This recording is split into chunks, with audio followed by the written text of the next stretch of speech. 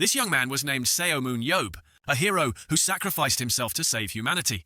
Before he died, he told his teammates to engrave his name into history.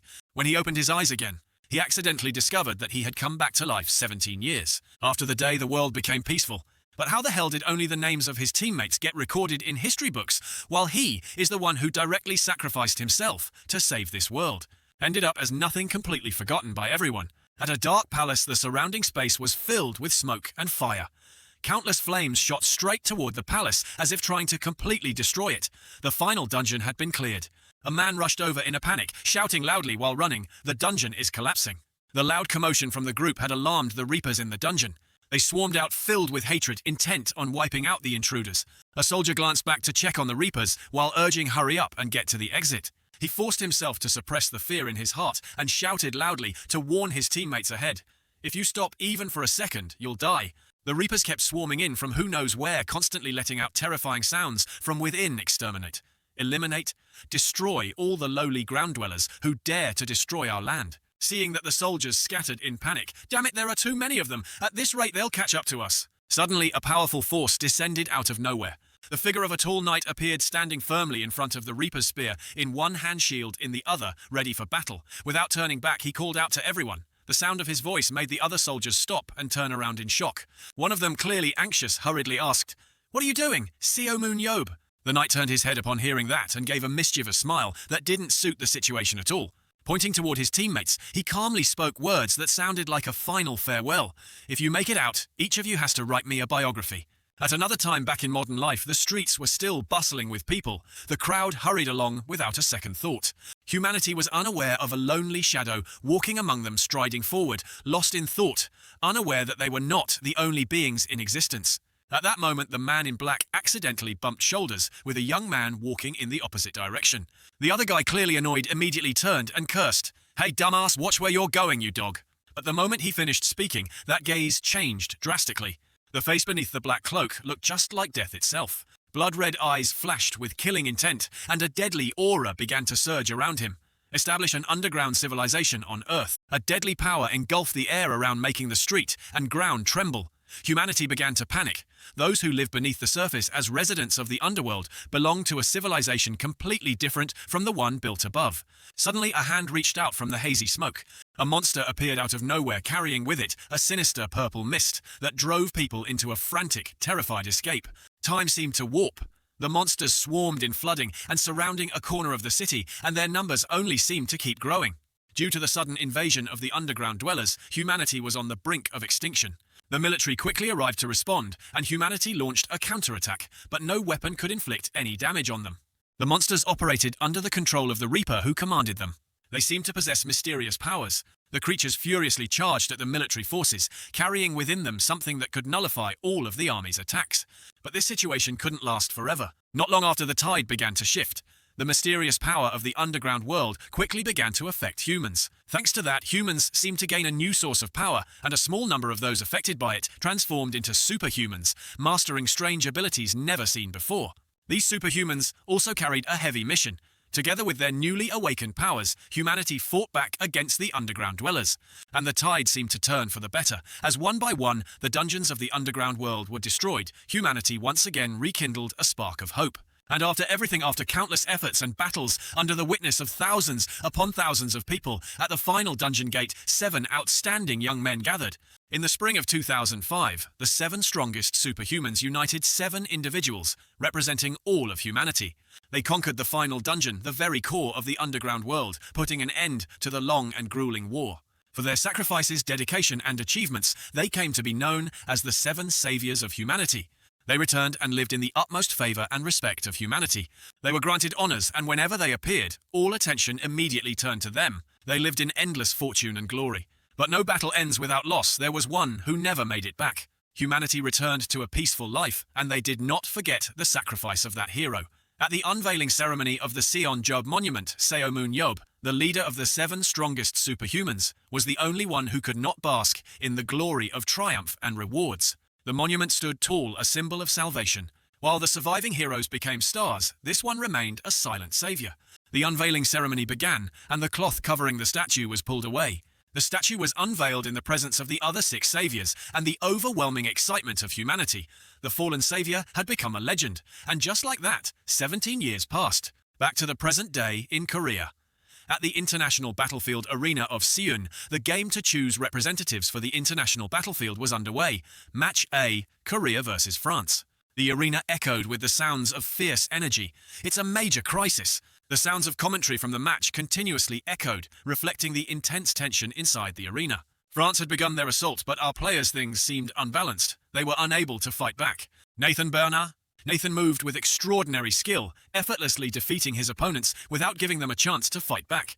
He attacked our players without hesitation. A dangerous black mist surrounding him. He looked like an emotionless assassin. The commentator's shocked voice rang out. 6 kills. Nathan has taken down 6 players all by himself. Nathan arrogantly smiled at his unprecedented achievement. Has any player ever done this since the International Battlefield tournament began? Outside the arena, watching the situation unfold, Baek Jae-ho couldn't hold back and cursed under his breath, damn it. The 2 commentators continued to update the match situation. A performance exactly as expected from the 3rd-ranked superhuman in his age group. Our national team had been almost completely wiped out without being able to fight back. At this point, only one girl remained on the field. The last standing player was Baek Haeon. Her strength didn't seem to compare to Nathan's. It was a battle with a slim chance of victory for her, but she didn't flinch. Without hesitation, she charged forward to attack, charging straight at Nathan. She quickly closed the distance and engaged the opponent directly using her signature weapon, a whip, to face Nathan head-on. But he effortlessly dodged her attacks. The spectators in the stands were drawn in by every strike on the field. Down below, Jae-ho couldn't hide his tension. Haeyeon kept attacking relentlessly. But then suddenly, a voice echoed in her ear, as expected from the daughter of one of the 7 heroes. Nathan had somehow appeared right beside her without warning and immediately counterattacked. "But you'll never beat me," he said coldly. His eyes gleamed with disdain. "Not with a team like that." Moments later, Haeyeon was taken down by a single slash from him. The announcement echoed through the arena. Baek Haeyeon has been eliminated. Korea has suffered a complete defeat. The final victor and MVP of the match was Nathan Berner from the French national team. Our national team was unable to stop Nathan. In the second round, Nathan secured his 7th kill, putting an end to the match between Korea and France with an overwhelming score of 0-11. From the stands, angry voices erupted. What a disgrace Korea once had, so many superhumans. Disappointed words from the commentators echoed alongside. Baek Jae-ho's heavy sighs. A veteran who had taken part in clearing countless dungeons during the era of the Underground War, he could no longer keep up with the changes of time. This result was truly a bitter blow for him, an overwhelming disappointment.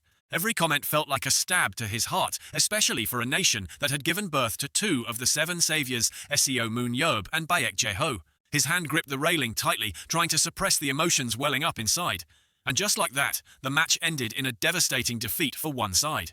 The 2 commentators couldn't stop lamenting even after the match was over. France is a strong team, but we can't deny that this match was heartbreaking. I'm sure the people of our country are deeply disappointed.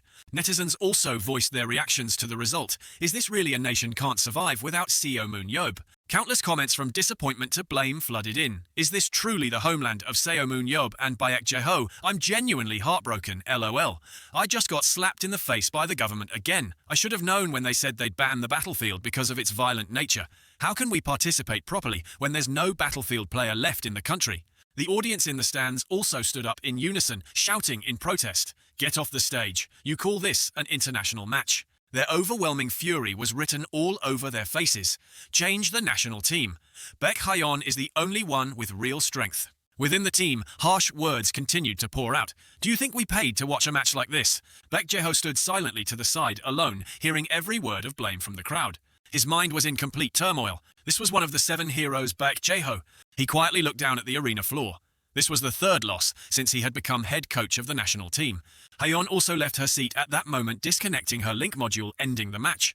Jae-ho looked on helplessly at his own team, and just like the spectators had said, aside from Haeyeon, the rest are nobodies. At that moment, Haeyeon couldn't hide the fear in her heart, while Jae-ho remained deep in thought. Korean superhumans were once known for their strength and unshakable will, but now, it's nothing more than a story of the past. He didn't stay any longer and turned to leave. Their mindset and skills are rock bottom. Those with real potential have already left. As that thought crossed his mind, the image of a fallen comrade resurfaced in his memory. He opened the door and stepped into the coach's waiting room, striding toward a corner of the room before stopping in his tracks. Jae-ho couldn't help but let out a heavy sigh full of helplessness. Then he looked up. Seo Moon-yeob. He silently stared at the photo in front of him, his voice laced with sorrow. If you were still alive, that would be great. In that photo, a young Baek Jae-ho stood close beside Seo Moon-yeob, who still wore that same rebellious, carefree smile on his lips. Jae-ho's heart quietly sank. He stood there like that for a while until a knock came from outside. The assistant stepped in and announced, "Coach, you need to attend the interview." The young man hesitated a moment. Everyone is waiting. Hearing that Jae-ho let out a sharp breath and bitterly replied, "Yes, I need to go apologize to the public," he strode out of the room, lightly patting the assistant's shoulder. "That's the reason they pushed me up as head coach." The assistant tensed up at those words. "Coach, you can't say things like that while walking. It's hopeless." Jae-ho cut him off. The assistant panicked. What do you mean?" Jae-ho calmly replied, "This team is beyond saving. They're too weak, lacking both talent and even the most basic mentality." The assistant quickly tried to persuade him. "It hasn't been long since you became head coach, and we've only just started." But Jae-ho was firm. "No, I'll announce my resignation during this interview." The assistant gasped, "See, coach." But Jae-ho ignored him and walked away decisively. "Unless Moon-yeob comes back to life. This is enough for me. I should step down before my name gets dragged down any further." The assistant, still anxious, pleaded, "If even you leave, this team will lose all hope." But Jae-ho had already made up his mind. He couldn't pass up this chance.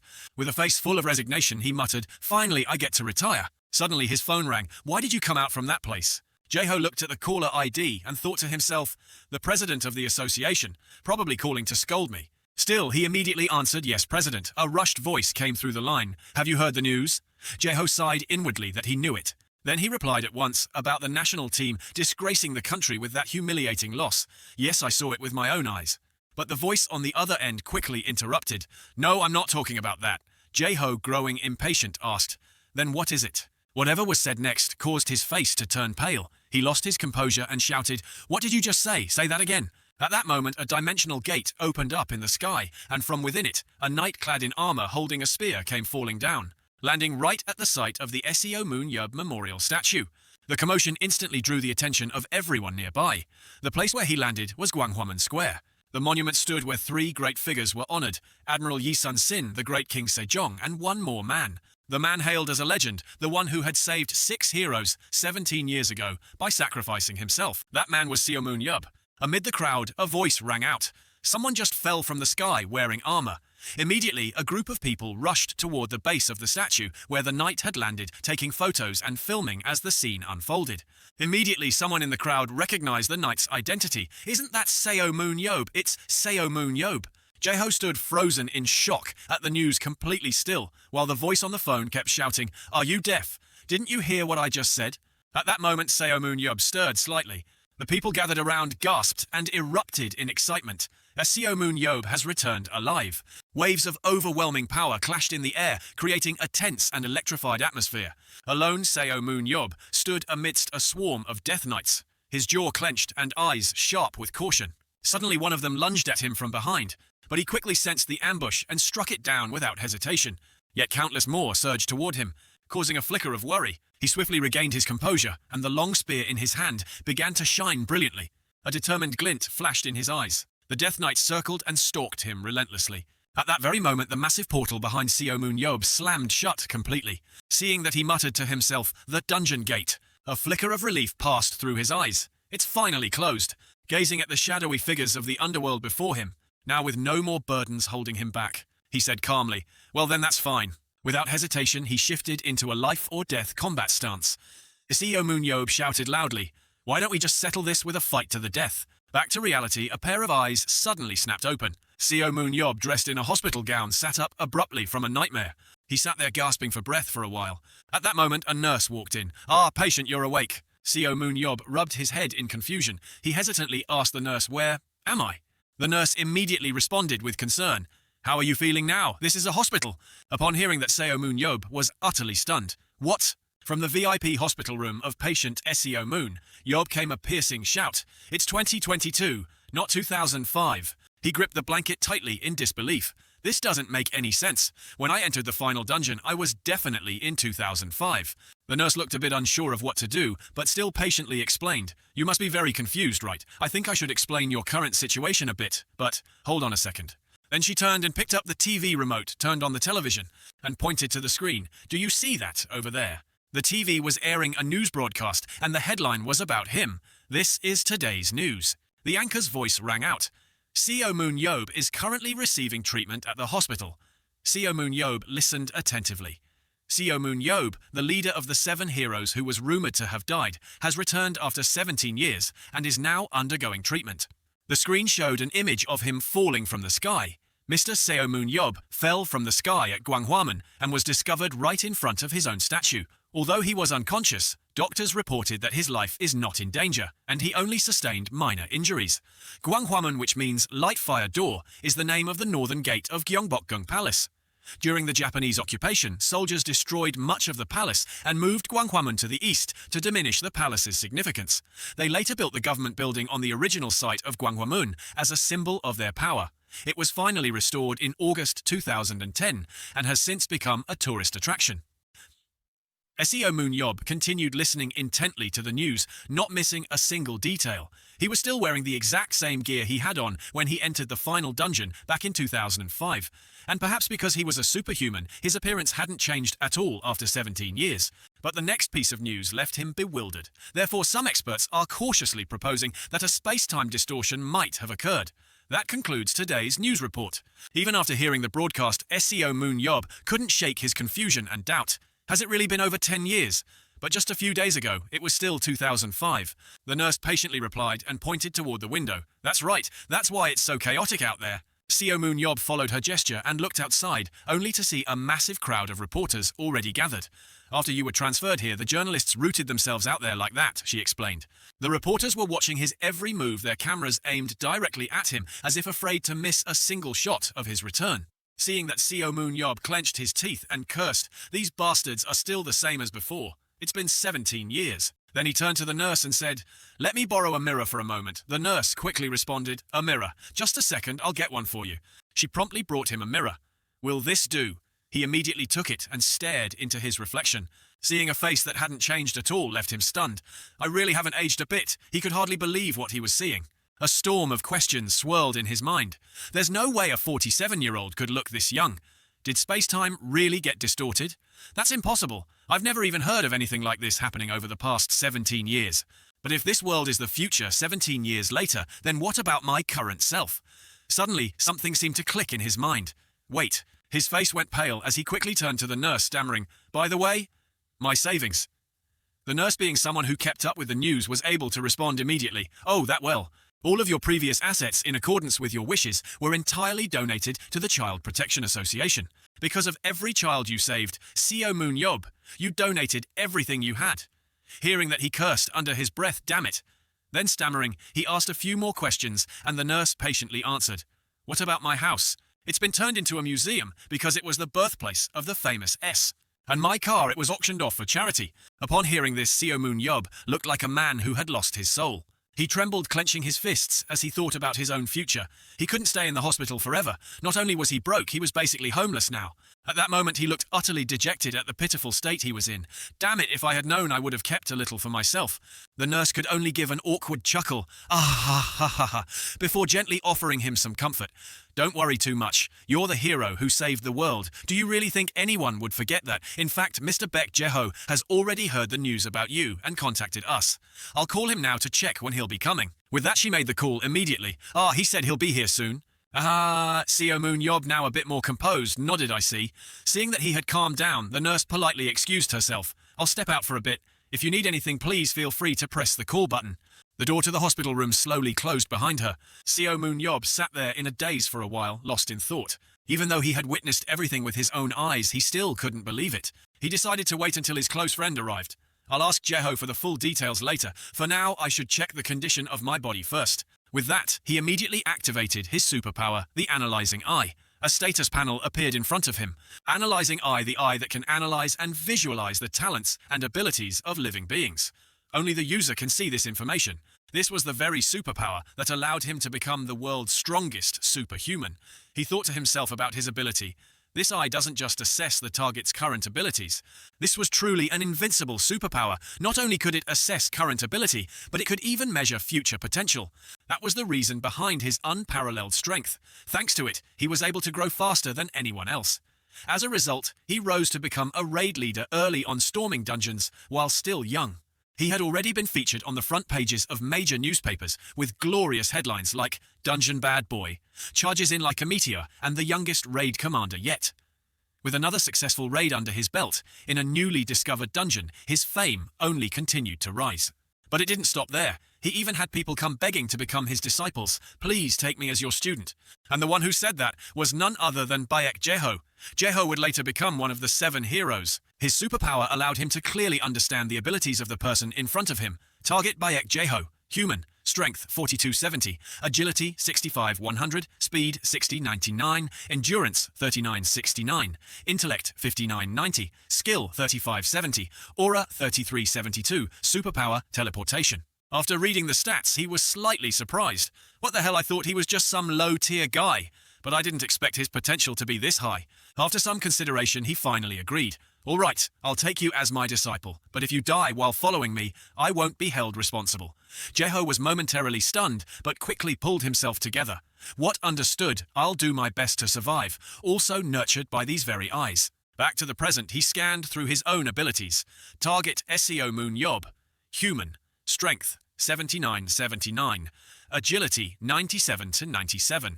Speed 76-77. Endurance 91-91, Intellect 110-100, Skill 100-100, Aura 100-100, Superpower Analytical Eyes, Throw Immortal. As he read, he couldn't help but be amazed. Strength 79, not bad at all, but one detail really caught him off guard. Intellect 110. Moonyob furrowed his brows in confusion. Isn't 100 supposed to be the maximum for human capabilities, yet here it was, 110. Then he noticed something else, a new superpower. A superpower he'd never had before had now appeared: immortality. You are immune to death caused by physical means. He sat there stunned. Had he ever possessed an ability like that? Thinking back, he realized this must be a new power formed from a special situation. He speculated, so, it was born from that battle, huh?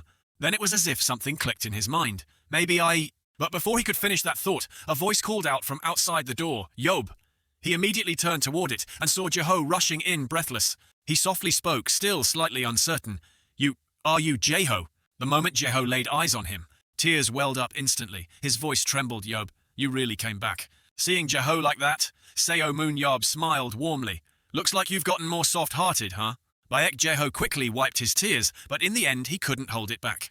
He looked up with a grin, smiling like a child. I'm just so relieved. Later that night, darkness had fallen over the city, wrapping everything in its quiet shroud. Seo Moon Yob and Bayek Jeho stood side by side on the rooftop, gazing out at the glowing lights of the city below. Seo Moon Yob turned slightly and asked with a playful tone, Hey, are you done crying yet? Jeho chuckled and replied cheerfully, What, you'll get it one day. The older you get, the more you cry. Moon Yob grinned and teased, But I'm still young, so I wouldn't know. Then he shifted the topic. Anyway, you still kept that promise, huh? Jeho blinked in confusion. What promise? Seo Moon Yob quickly reminded him, My story, remember, buddy? At that, Jeho nodded with recognition. Ah, that one. Jeho began to recount. I hired a ghostwriter to write it for me. He's a famous sci-fi novelist. The autobiography is called The Man Who Saved the World, Seo Moon Yob. Hearing that, Moon Yob asked with mild surprise. So that's how the story begins. Jeho cheerfully added, there's even documentation and a movie adaptation. They turned it into some kind of mythological tale. Well, whatever the content, it became incredibly popular. In fact, the movie topped global box office sales. Seo Moon Yob fell silent for a moment, lost in thought before murmuring, So then, what am I supposed to do now? He began to share the confusion that had been weighing on him since waking up. I thought I died in the dungeon, but when I opened my eyes, I was in a hospital. 17 years had passed, and now everything is filled with things I've never seen before. I think it's called a smartphone. It's truly amazing. I'm sure I'm not hallucinating, but none of this feels real. Jeho quietly listened to his friend's heartfelt words. Even though I saved the world, the reality is I'm just a penniless, homeless man. Hearing that Jeho stepped forward, gave him a reassuring pat on the shoulder, and smiled brightly. That's what friends are for. If you need money, just say the word. Seo Moon Yob looked at him with a mixture of surprise and gratitude. Wow, seems like you've really matured, Jeho. I guess you've had a lucky 17 years. Did you start a business or something? Jeho answered honestly, I got the money from dungeon raids. After that big underground battle, I received a reward. I mean, what else was I supposed to do after suddenly getting that much money? There's a limit to how much you can earn anyway. Seo Moon Yob raised an eyebrow in confusion. That's odd. With that much money, how did an idiot like you not manage to fail at business? His words stabbed right into Baek Jeho's sore spot. Though reluctant, Jeho still admitted, "It's painful to say, but I handed it over to the professionals." Seo Moon Yob immediately shot back. "So that means you're unemployed, right?" Jeho quickly denied it. "Not exactly. I have something else I'm doing." Seo Moon Yob pressed further. "What are you doing?" Jeho replied softly, his voice getting lower and lower, as if he really didn't want to say it. "Head coach of the national representatives." Seo Moon Yob was confused and asked, "Why did your voice suddenly drop?" "Wait, head coach." Coach of what? Jeho sighed and pulled out his phone. "Hold on a second." He searched for something, then handed it to Moon Yob. "Here, take a look at this." Moon Yob reached out and took the phone. "What's this?" On the screen were scenes from several matches on a battlefield. Seo Moon Yob found the images strangely familiar and asked, "What is this? Isn't this the dungeon we raided? Didn't it all disappear?" Jeho immediately explained, "This is a virtual reality sport called Battlefield." Seo Moon Yob looked puzzled. Battlefield. Jeho continued, "They recreated the dungeon inside a virtual reality space and use it for team competitions. It's a sport now." Jeho tried to explain thoroughly so Seo Moon Yob could understand. "You can think of it as a new kind of business that gives unemployed superhumans something to do after the war.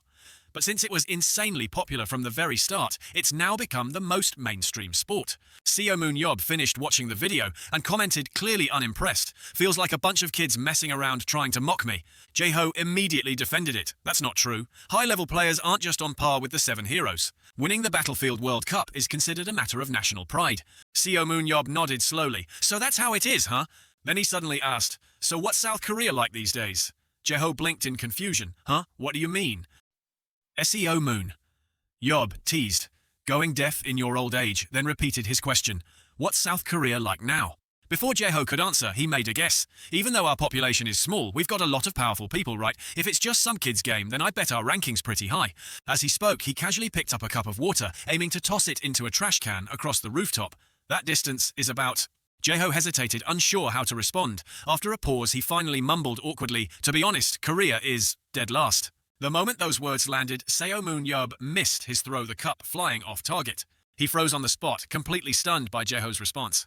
An awkward silence filled the air. Moon Yob turned back to look at Jeho in disbelief, his mouth slowly opening in shock. "What did you just say?" Night had fallen, but the streets were still bustling with the steady stream of cars. Jeho spoke softly. "When the great demon disappears, the next demon is always the first to act." Sitting beside him, Moon Yob looked confused. "Huh, what are you talking about?" Jeho explained, "That's why our country has become weak on the battlefield." Moon Yob was taken aback. "What, that makes no sense." Jeho continued, "After the war ended, many high-ranking officials were worried about superhumans who had nowhere to return to. They didn't know when one of us might turn against them or something like that." Upon hearing that, Moon Yob immediately understood. Those people never change. Jeho kept his eyes on the road while adding more context. "That's why the battlefield was normalized, under the excuse that superhumans have the potential to cause harm. They wanted to bring people like us under national control. I'm no different, only now do I really see it." Seo Moon Yob understood immediately. "I get it now." All the Korean superhumans who were once considered powerful ended up changing their nationality and becoming players or coaches for other countries. Jeho looked a bit embarrassed. "Yeah, that's right," Seo Moon Yob continued. "Even back then, so many people tried to exploit every aspect of us. I should have shattered their knees while I had the chance." Jeho chuckled and teased, "But you complained about everyone from politicians all the way up to the president." Moon Yob replied calmly, "Because it pissed me off when they tried to use me. That was me going easy on them." Jeho was visibly uncomfortable but still spoke up. "Anyway, our starting point was pretty low, so the average player ranking in Korea is rather low too." Then he looked at Seo Moon Yob cautiously. "So, Yob?" But before he could finish, Moon Yob flatly cut him off. "No." Jeho flinched. "Hey, I haven't even said anything yet." But Moon Yob didn't give him a chance. "It's obvious what you're trying to say. You're trying to drag me into this whole market or whatever." Jeho tried to persuade him. "Come on, you're only 30. Your skills are in their prime right now. Don't you think it'd be a waste?" But he didn't seem to care about any of that. "I'm not wasting anything, so don't worry," he said firmly, then voiced his true intention. "I don't want to live as a superhuman anymore. My life as a superhuman ended heroically in that final dungeon." Jeho still tried to salvage the conversation. "You don't have to carry out any duties anymore. It's just a sport now." But Seo Moon Yob dismissed his words completely. "I never did any of that out of duty. Do I look like someone who fights for others?" He sighed, frustrated. "When I was a kid, I fought just to survive. After becoming a superhuman, I fought just to be recognized." Then he turned the question around. "So isn't it time I finally live for myself?" He thought about how his name had started appearing in headlines again, and besides, if I said I'd enter the battlefield, the media would go insane. The savior of the world, Seo Moon-yob, now returns to save Korea. That's how they'll spin it, and everyone will start expecting and depending on me again. Seeing how resolute he was, Jae-ho could only ask one thing. Doesn't the battlefield excite you at all? Moon-yob answered without hesitation. No, I hate feeling like some kind of clown. At that point, Jae-ho gave up trying to convince him. Fine, whatever, it's up to you. At that moment, Seo Moon-yob's gaze was drawn to something outside. Then he suddenly spoke up. But I don't think Korea's superhumans have completely failed. Jae-ho looked a bit confused. What are you talking about? Seo Moon-yob pointed outside. We still have superhumans like that. Outside was a massive billboard featuring Baek Hyeon. Seo Moon-yob stared at it and subconsciously muttered, "She's gorgeous. Look at those eyes, so seductive." Jae-ho's voice instantly turned cold, making Moon-yob freeze. "That's my daughter." Seo Moon-yob was visibly shocked. "Hyeon. Wasn't she 6 years old?" Jae-ho's face darkened. "It's been 17 years. She's 23 now." Embarrassed, Moon-yob scratched his head. "Ah, right. She's really pretty. But looking at her now, it's like seeing her from 17 years ago." Jae-ho immediately cut him off. "Yob, that's enough." Moon-yob, seeing Jae-ho like that, could only apologize. "Sorry." The car continued cruising down the road, but the two passengers inside had gone quiet, no longer speaking. After a while, they finally arrived at Baek Jae-ho's home, and the navigation system announced their destination. As they stepped through the gate, they saw a woman waiting there. Her eyes lit up the moment she saw them. Oh my goodness, that woman was Han Seung, high 52 years old, a superhuman, and Baek Jae-ho's wife. With a bright smile, she greeted Seo Moon-yob warmly. "Yob, it's been so long, I'm so happy to see you again." Seo Moon-yob also responded cheerfully, "Yes, though to me it's only been a week." Seung-hae chuckled in amazement. "Oh dear, I've aged so much in that 1 week." Seo Moon-yob quickly comforted her. "Not at all. You look like I've only been gone a week." Hearing that, Seung-hae beamed with joy. "Ho ho ho ho, Yob, you flatter me too much." Then she turned to her husband, affectionately asking, "You must be tired from the drive, honey." But Jae-ho shrugged it off. "Nothing compared to the shock of my supposedly dead friend coming back." Seo Moon-yob stood to the side, watching the warm and happy scene unfold before him, and only then did his mind truly relax. For the first time, it all felt real. I'm really alive again. In that moment, Seo Moon-yob finally believed he was living in a peaceful world, one without dungeons or battles. Yet deep inside, a quiet uncertainty lingered. What should I do now? Unable to come up with a suitable path for himself, he decided to simply take things one day at a time. And so for now, he peacefully sat down and snacked on some chips. Holding the remote, he flipped through the channels lazily, lying stretched out on the sofa, bored and looking for something interesting on TV. "Is there anything good on?" he muttered. Suddenly something on the screen caught Seo Moon-yob's attention. It was an old-looking movie. The moment he saw it was playing, he sprang up in excitement, the half-eaten bag of chips in his hand, tossed aside without a second thought. "Whoa, they're airing this movie again." "That's right, I always wondered how it ended." His entire body trembled with excitement. "Yes, this is..." His eyes lit up as if he had just found the meaning of life. "This is the reason I came back to life." Jae-ho walked past and saw Moon-yob like that, unable to hide his exasperation. "I've already prepped enough fries. Guess we're binging today, huh?" But it seemed Moon-yob was getting way too carried away. He suddenly made a decision that left Jae-ho speechless with fear. "While I'm at it, I'll watch all the movies I missed since 2005. Jae-ho stammered in panic. All the movies since 2005. He couldn't hold back anymore and questioned Moon-yob in disbelief. "Are you seriously planning to just stay home and watch movies all day?" Moon-yob replied coolly, "Yeah." Then he shot back with a smug look. "Hey, didn't you say you'd leave me alone, so what now?" Jae-ho was at a loss for words, stumbling over a response. Yeah, you can live for yourself, but..." Jae-ho couldn't hold it in anymore and went to pull back the curtain. "Those reporters have been watching for days. They said they won't leave unless they see you." Seo Moon-yob looked up and was visibly alarmed. "What the hell?" Jae-ho stared out at the crowd of journalists packed in front of his house, shocked. "There's a lot of them." Seo Moon-yob frowned in frustration. "Damn bloodsuckers." Then calmly he stood up. "All right, whatever." He coolly told Jae-ho schedule a press meeting for tomorrow. His voice turned cold. "I'll gather them all in one place and tell them to get the hell out of my life from now on." The next day, at a grand and towering building in the city, the stage lighting for the interview had been meticulously prepared. The crowd of reporters and journalists below started murmuring as they saw Seo Moon-yob walk in. "I thought we'd have to camp outside his house for a month, but this is sooner than expected." "Yeah, he looks more composed than I thought. I heard he gets furious and flips everything if something pisses him off. Think this will end peacefully." As Moon-yob took his seat, the host officially announced the start of the press conference. "Then let's begin the press conference." Seo Moon-yob immediately began speaking. "First of all, as you can see, I'm back. I was surprised by my own situation, so I bet you're all even more shocked. He maintained a calm demeanor. Anyway, the attention everyone is giving me. Jae-ho, seated to the side, could only watch anxiously and pray. He's being normal so far, thank goodness. But he barely had 3 seconds of relief before Seo Moon-yob bluntly declared, "I'm not grateful at all. Ask me everything today, and after that, never pay attention to me again." Jae-ho could only sit there helplessly speechless, just as he had expected. The host quickly moved on to the next part of the session as hands shot up from all directions with questions. One after another, inquiries came pouring in, and Seo Moon-yob calmly answered them all. "How did you return from the final dungeon? I don't know either. When I woke up, I was already in the hospital. I have no answer for that question. Do you have any memories from the past 17 years? To me, 2005 was just a few days ago. Have you contacted any of the other 7 heroes? No. It was just work. I wasn't close to any of them. Do you plan to reclaim your assets? No." After answering a barrage of questions, he paused and scanned the room to see if anyone else wanted to ask something. Then he noticed a bald man raising his hand high. Once chosen, the man wasted no time and asked directly, "You must have heard about the battle zone from head coach Baek, right?" "Yeah, I've heard of it," Moon-yob replied casually.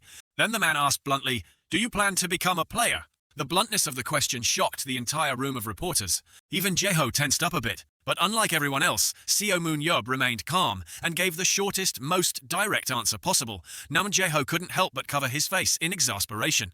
The bald reporter, clearly annoyed by the lack of juicy content, put on a smug expression and asked with a disrespectful tone, "Any reason why?" Moon-yob responded curtly, "I'm not interested." Not knowing when to stop, the bald man pushed further, trying to provoke him. "Or is it because you're afraid of losing?" But Seo Moon-yob didn't even flinch. Instead, he calmly threw back a line that embarrassed the man in front of everyone. "The only thing that's lost here is your hair." Then shifting to a more serious tone, he added, "I have absolutely no interest in Battlezone. It doesn't seem fun at all, so don't expect me to play the clown for your entertainment." Sensing the tension, the host quickly stepped in to wrap things up. "All right, thank you for your answers. That concludes the press conference."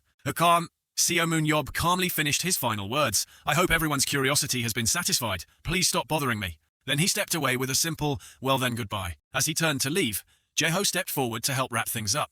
"Thank you all for gathering here today, now if you would please." Suddenly, a voice shouted from below, "Wait, I have one last question."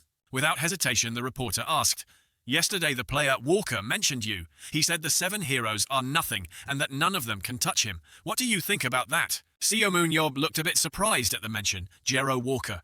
The reporter quickly explained he's a Battlezone star from the US, also known as the pride of the American Tank Division. Hearing that, Seo Moon-yob seemed slightly intrigued. "Is that so? Then, is this Walker guy the strongest player out there?" The reporter hesitated when asked and replied with slight difficulty, "Well, there's a recognized top 3 in Battlezone, Nathan Berner from France, Roy Meyer from Ireland, and Daniel Manska from Germany." After listing the names, he returned to the topic of Walker, and with a bit of reluctance admitted Walker is a skilled player, but he hasn't quite reached. Before he could finish, he was cut off by a scoff from Seo Moon-yob. Clearly unimpressed, Moon-yob rested his head in one hand with a sigh of disappointment. Seriously, even after 17 years, someone like him? He looked up, gaze sharp, as he mocked, "If he's not even in the top 3 or whatever, then he has no right to talk." Then standing firm before the crowd and cameras, he made a bold declaration, "If anyone wants to fight me, don't come through Battlezone. Find me in real life." Without further patience, he raised his middle finger toward the cameras. "I'll bury you on your home turf with my own 2 hands." The image of his defiant stance broadcasted live, reaching all the way across the ocean to America. At the Battlezone US headquarters, player Zachary Wood recounted the incident to Walker. Upon hearing it, Walker was so enraged that he crushed the object in his hand. Unable to suppress the fury sparked by Seo Moon-yob's words, he turned sharply and barked an order, "Prep the jet, we're heading to Korea immediately."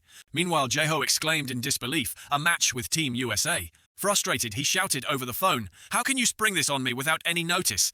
Moon-yob, annoyed by the commotion, muttered, "Ugh, so noisy," then added aloud, "Hey, Jae-ho, you're being really loud. Take your call outside, would you?" Jae-ho sighed, rubbing his forehead, all right, and ended the call with a heavy sigh, collapsing into a chair. Moon-yob grumbled, "I can't even watch TV because you're yelling." "What's going on, man?" Jae-ho answered.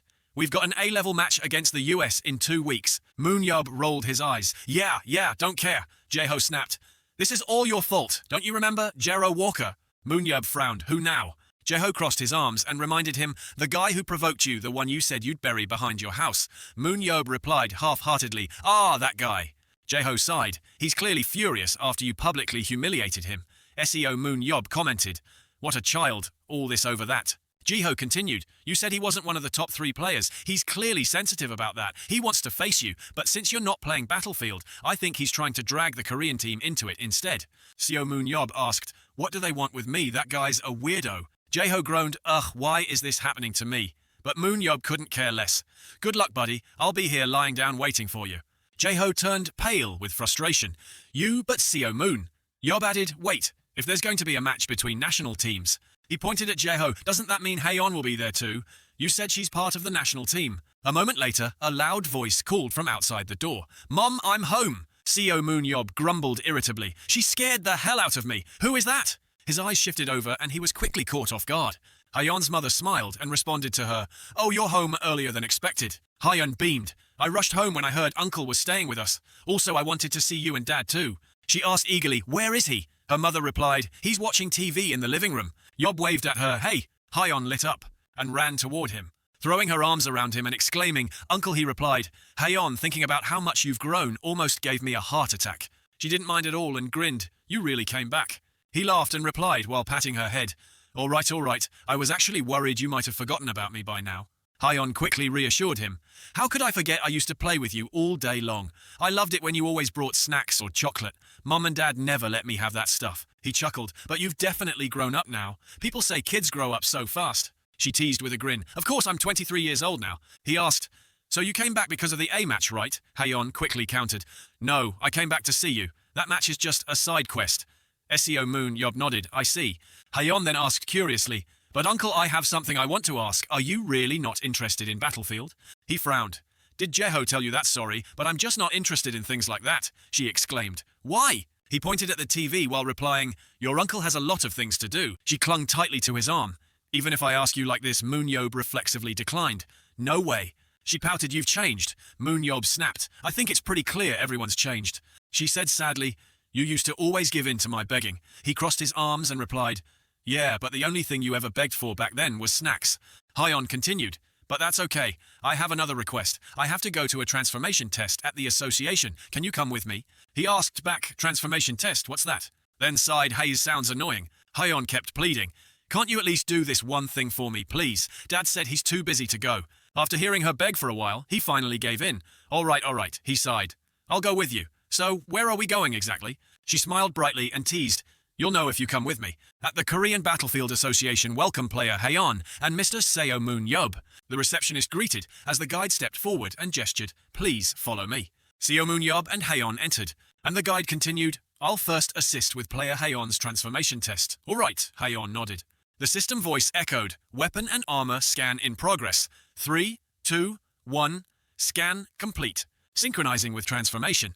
In an instant, the connection was established. SEO Moon Yob watched with interest, while Haeyeon asked, "Are you watching, Uncle?" Then she added, "Give me a monster, I feel like moving a bit." A creature quickly materialized, a dark wolf. Moon Yob and Hyung-soo observed Haeyeon through the screen, and Moon Yob spoke, "So they can do things like that too." Hyung-soo replied, "The Battlefield is a virtual reality sport that uses advanced technology from the Battlefield Association. We can recreate dungeons, monsters, and players within virtual reality." He continued explaining, "That's why players who are participating for the first time must come to the association and initialize an avatar." Moon Yob pondered for a moment and responded, "It really looks like the real thing." He looked at the screen and murmured, "I guess I'll see how good Haeyeon is." The wolf moved and charged toward Haeyeon to attack. She showed no fear as she swung the whip in her hand. A sharp sound rang out, and the wolf was immediately restrained. Haeyeon tightened its neck, causing it to thrash in pain. Then she leapt up and slashed with her sword to deliver the finishing blow, letting out a cold laugh. Hyung-soo announced, "Avatar synchronization rate has been confirmed. You can exit now." Haeyeon scoffed and quickly ran to SEO Moon Yob after exiting. "How was it, Uncle?" He gave her a thumbs up and casually praised, "Not bad for a 6-year-old girl, though you've still got a long way to go," she grumbled.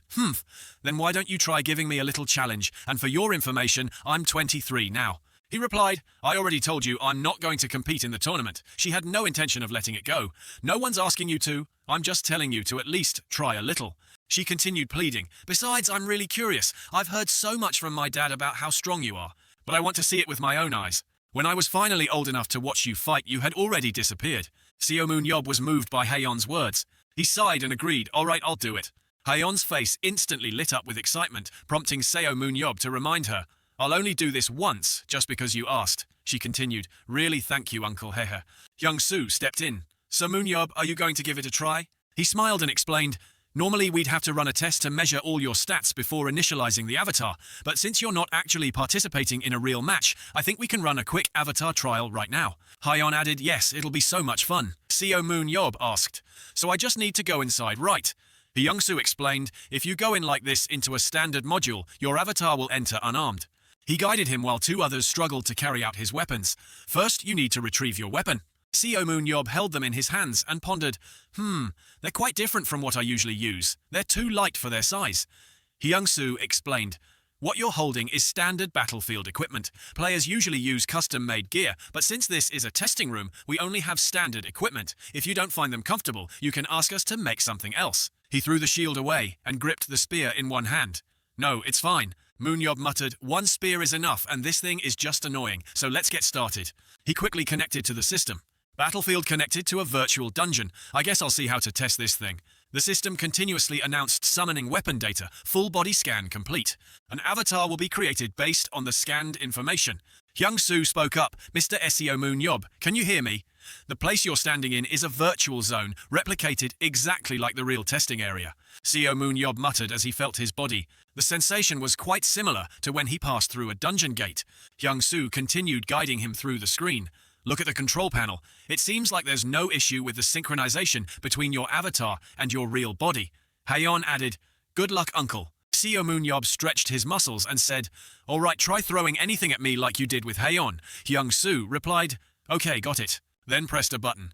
A monster gradually formed and floated above Seo Moon-yob. He muttered Salaban right. Haeyeon from outside said to Young-soo, this one looks a bit different from the ones I know. He replied, yes, that monster is a special Salaban. Only Aura can deal damage to it, but we created it based on the data of the strongest specimen we've ever recorded. It growled and charged at Seo Moon-yob, but he didn't even bother to move. His eyes locked onto it. He threw his weapon aside and muttered, carrying a spear just gets in the way. Then used his hand.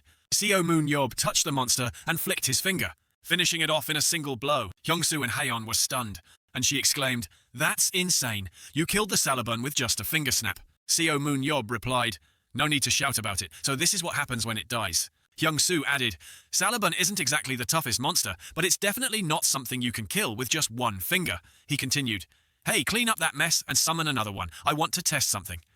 Young immediately agreed and another monster was generated. Seo Moon-yob thought to himself, while looking around, this place really isn't any different from reality. Looks like I can test that thing here. He continued, hey, clean up that mess and summon another one. I want to test something. Young-soo immediately agreed and another monster was generated. Seo Moon-yob thought to himself while looking around, this place really isn't any different from reality. Looks like I can test that thing here. He spoke. Even though it's the strongest one, it didn't really surprise me, so I couldn't properly warm up. But, oh well. A voice rang out. Yeah, your title is the strongest superhuman. Of course, a Salaban wouldn't satisfy you. Seo Moon-yob turned toward the direction of the voice English.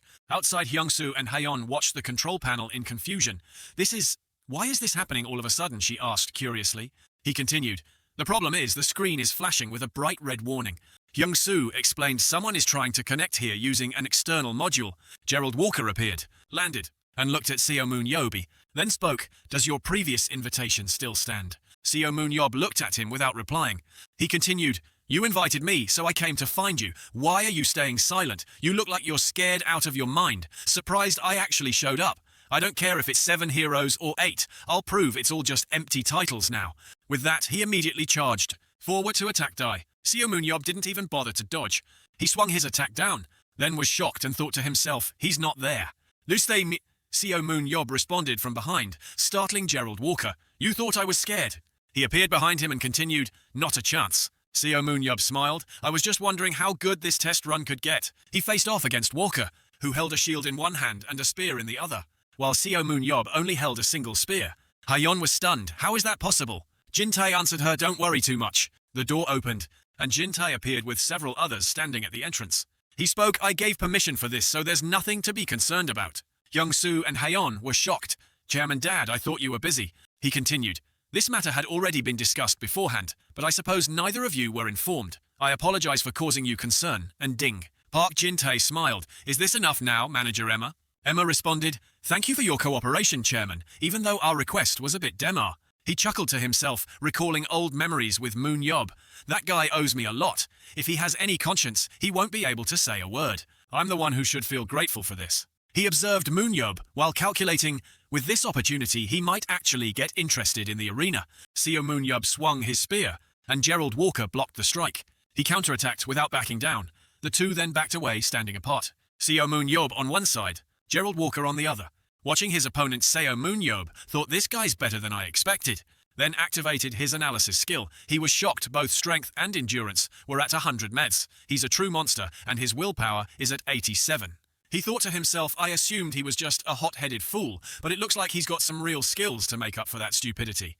The other man provoked him. Why aren't you attacking? What are you staring at? Seo Moon Yob thought, this guy, then smirked. Looks like he can back up his words. If someone like him had existed 17 years ago, maybe we would have brought him into the final dungeon already.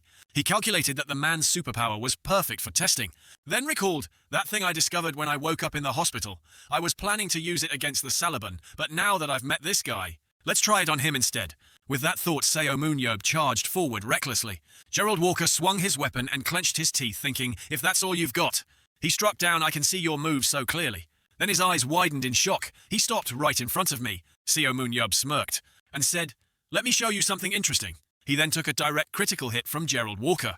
The spectators outside were stunned. Haeon shouted, Uncle, why did you just stand there? Why did you let yourself get hit on purpose? Are you trying to die? Gerald Walker shared her thoughts. Yeah, that girl's right.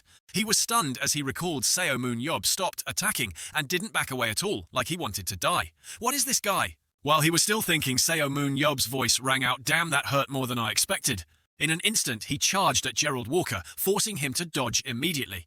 Walker let out a frustrated grunt, then stared at him in disbelief, muttering, how is this? He didn't even try to block it, he should have died instantly. Seo Moon Yob let out a dry cough and muttered through the smoke, this is insane, they even recreated the smoke. The spectators outside were shocked. Gerald Walker, equally stunned, said, no way, T. His smoke began to clear, and Seo Moon Yob appeared in a dramatic fashion. How's that? He smirked. I told you I'd show you something interesting, didn't I? Immortality, you are immune to death from physical causes. Gerald Walker was in disbelief. How is that even possible? I got this insane superpower after nearly dying. Seo Moon Yob muttered, now I've actually become immortal. The experiment was a success. He kept thinking, but not only did I survive, it even healed my wounds. This isn't right. This isn't a real battle anymore. He spoke to Hyung-soo outside. Hey operator out there, can you hear me? Hyung-soo immediately responded, yes, is something wrong? Seo Moon Yob continued, I think I can't die from this. It must be because of the superpower I gained after returning from the final dungeon. Hyung-soo was stunned. What, you can't die? How did you get this kind of power? Moon Yob replied, I don't know. I feel like using this here is kind of cheating. Is there a way to seal this power? Hyung-soo answered, sealing a power like that isn't too hard. Moon Yob agreed. All right then, seal this immortality ability. Understood. Please, wait a moment. He tapped a few things and said, I've sealed it. As you requested, you can no longer use the immortality ability.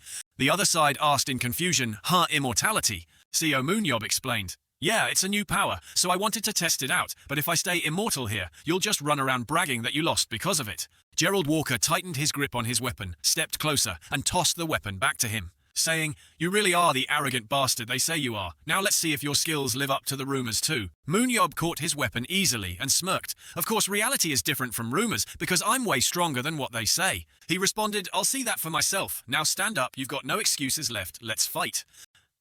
Seo Moon Yob continued, why don't you go defeat the top 3 first? You can't just skip the 4 lords and jump straight to the Demon King. That's not how it works. I mean, I heard you haven't even broken into the top 3 yet. His words successfully enraged the man, who charged forward as Seo Moon Yob taunted, did I get under your skin? He moved effortlessly to dodge the attack.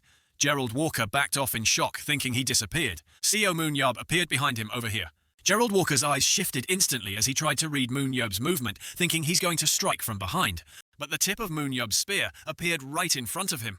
Gerald Walker quickly leapt backward. Seo Moon Yob smirked, thinking he managed to react that fast, even though his shield blocked his line of sight. Not bad, but it's time to end this. With that thought, he took his stance, locked onto his target, and launched his attack. Gerald Walker and his shield were both knocked back, slamming hard into the wall. Seo Moon-yob smirked. Gerald stood up with a grunt of frustration. Recalling Moon-yob's movement, he purposely aimed at my side, used my shield to block the spear, then altered its trajectory right before impact. That level of control. So this is the real Seo Moon-yob. Moon-yob spoke, I win. Gerald Walker denied it. Not yet, the spear only grazed me. I'm not dead, Moon-yob replied. That's because I held back. I went easy on you, and you still dare to talk back. He added, you'll never beat me as long as you keep using that oversized shield, Gerald asked, huh? Moon-yob continued, you don't need something that big. Switch to a smaller one. Confused, Gerald asked, why are you suddenly? Seo Moon-yob answered, I'm being kind and giving you advice because you're not just good at trash talk. Your vision is blocked by that shield. He went on, I bet you were teased as a kid for having bad eyesight. His words made Gerald freeze. Seo Moon-yob continued, I bet that's why you chose such a large shield, so you could protect yourself while still keeping an eye on the battlefield, but that's not a perfect solution. It backfires when you're up against someone strong like me, who knows how to exploit your blind spots. So switch to a smaller shield and consider using your intelligence and control skills too. It'll benefit you in the long run. Gerald Walker looked at him doubtfully and asked, you're not lying, are you? Seo Moon-yob replied, why would I lie to you even if I tell you everything? You're still not my match, you idiot. Though annoyed, Gerald agreed. Fine, I'll give it a try, no harm in that. The spectators outside were confused, huh? Jae-ho thought to himself, why are you giving him advice, Yob? He's already a tough opponent. Seo Moon-yob went on, the rest is up to you. That's as far as I'll go. I'm out. I still have to go home and watch a movie. He added, oh, and since I've been kind enough to teach, you don't forget to pay your tuition when you get home. Gerald agreed, all right. Then added as he stood up, but I have one condition, Oh, Moon-yob repeated condition. What condition? Gerald Walker pointed at him and proposed, I want to fight you again, so let's have a match in Group A 2 weeks from now. But Seo Moon-yob frowned in confusion. You're ridiculous. I already told you I have no interest in the arena. Why would I do something I don't enjoy when I've got tons of movies I haven't watched yet? Screw you. I don't need your stinking money. Walker grabbed him and insisted I said I'll pay you if you agree to fight, which annoyed Seo. Are you crazy? I told you I'm not interested. Now get lost. Gerald pleaded, I'll be different next time, and Seo Moon-yob thought to himself, this guy is seriously insane. Gerald then raised his voice. You have to compete in the arena. You can't waste that power of yours, Seo snapped. How I use my power is my business. And the two kept arguing back and forth.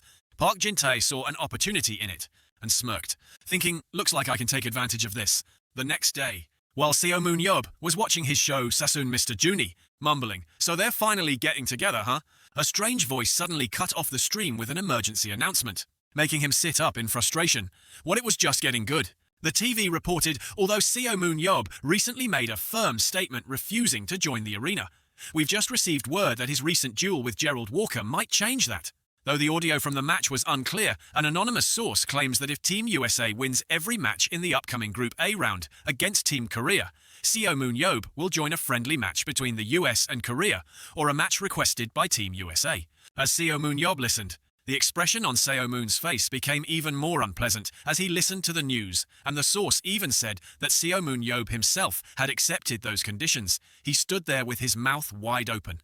What the hell, when did I ever say that, huh?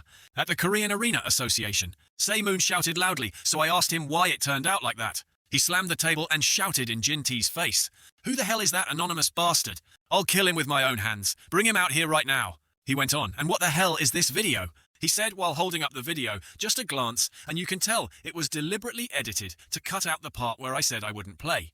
He continued, I'll kill the one who dared spread this video too. Jin-tae spoke up. First he bowed his head and apologized for the harm caused to the hero who saved the world after a series of scandals, saying that as the president of the association, he sincerely apologized. Seon looked confused, thinking what the heck, why is he suddenly doing this? He went on, even the American Arena Association was bribed by Walker. I'm just the president of the Korean Arena Association. We're in a weak position. How could I possibly refuse their demands, especially with pressure from public opinion and higher-ups? I apologize to you as an older brother, not as the president of the association. Seo Moon looked confused. I know you have your own troubles, but why do I have to do this? He placed a hand on Seo Moon's shoulder and said, but don't worry, to keep you from getting involved, I've come up with a very good plan. In the Group A match between Korea and the US, as long as the US team can win 11-0 without losing a single life, it will just count as a friendly match so that you, Seo Moon, can go out on the field. The score for each set in the arena will be based on the number of surviving players from both teams at the end of the match. He continued, These are the conditions they gave. I told them that if the opponent isn't strong enough, it won't excite you. It seemed everyone understood the situation, so don't worry. Although the Korean Arena team's ability is indeed low, it's not so bad that in all 3 matches we couldn't even take down a single opponent. SEO Moon cut in, then just have the whole team quit already. I told you I have no interest in the arena, so why does everyone keep bothering me? Jin Tae kept pleading. Anyway, the condition he gave is impossible to achieve, and everyone agreed to this deal because they understand how you are. We've known each other for years now, little brother. Just help me out this one time. He went on to suggest instead all the money we earn will be donated to the orphanage you care about. Can't you just give in this one time, please, SEO Moon? He was getting frustrated thinking to himself, even if I don't care about all the years of friendship, then sighed. SEO Moon agreed with him. Fine, I got it, but just this once. The old man was overjoyed. Of course there won't be a next time. I truly thank you. SEO Moon, he went on, if possible, let me give you a kiss. SEO Moon flatly refused. That's enough, he continued. Anyway, if I manage to catch even one American player, I won't play. No matter how much you beg or cry, I won't back down. He laughed. Of course, no matter what happens, I'll keep my word, he went on. Now that we've finished talking about all this troublesome stuff, let's go have dinner, SEO Moon asked. You're treating Jin Tae burst out laughing. All right, all right. What's so hard about that? I know a great tuna sashimi restaurant, let's go there. He glanced down at the documents on the table and thought to himself, if he really believes I'll definitely keep my word, then I guess I'll apologize in advance. Sorry, SEO Moon. The TV kept reporting on the match, with live updates from the Korean Arena Association confirming that SEO Moon Yob had accepted the offer from the US side. SEO Moon Yob, the man who once said he didn't want to play in the arena. Breaking news. SEO Moon Yob is entering the Group A arena match. He shouted angrily, damn it. They won't air any movies, just non-stop news about me. He cursed himself. All this chaos because of one impulsive moment. I should have cut off this cursed fate long ago. The TV continued with another update. The broadcast schedule was changed to air live coverage about SEO Moon instead of the originally planned program. SEO Moon cursed, damn it. He looked outside and muttered to himself, oh, what a fate I have. He glanced around, then looked outside and thought to himself, what's that sound? Turns out it's Haeon training. SEO Moon sighed, oh my god. Jaeho threw a ball. She immediately chased after it. She used her whip to catch it. SEO Moon thought to himself, looks like Haeon is training. Jaeho spoke up. Haeon, your reaction speed this time is relatively fast, but you need to be even quicker. She replied, yes. He continued, you play the role of assist DPS to support the other members, so focus on improving your movement speed. Haeon responded, got it. Oh, and if you can increase your sensitivity too. SEO Moon watched and thought to himself, there he goes again. Father Jaeho is starting to lecture. He activated his skill, turning on analysis vision. SEO Moon noted that Haeon's speed and sensitivity were already high enough. However, her sensitivity had already reached its maximum point, and on top of that, the growth limit chart for speed and sensitivity showed levels that even Jaeho himself had never reached in the past. Haeon performing exactly as Jaeho expected was impossible.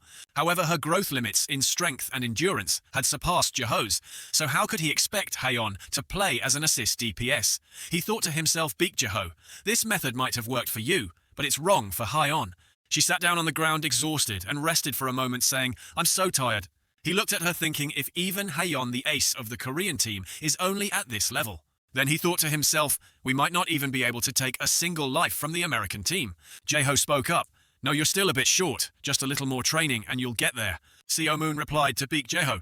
Haeon is not you, SEO Moon said. Baek Jaeho replied, what did you say? He demanded, stop training her to increase speed and sensitivity. It only highlights her weaknesses because you're no longer in your prime. She's already reached the limit of her sensitivity. Even her whip technique is the same, and so is her superpower, all relying on the same kind of speed. You want to train her to be an assist DPS, just like yourself, but the two of you are not the same. Haeon, what about you? He asked her. After using the whip to restrain the opponent, he asked, what will you do next? She immediately replied, I'll pull to throw the opponent off balance, then bind them again and toss them to my teammates.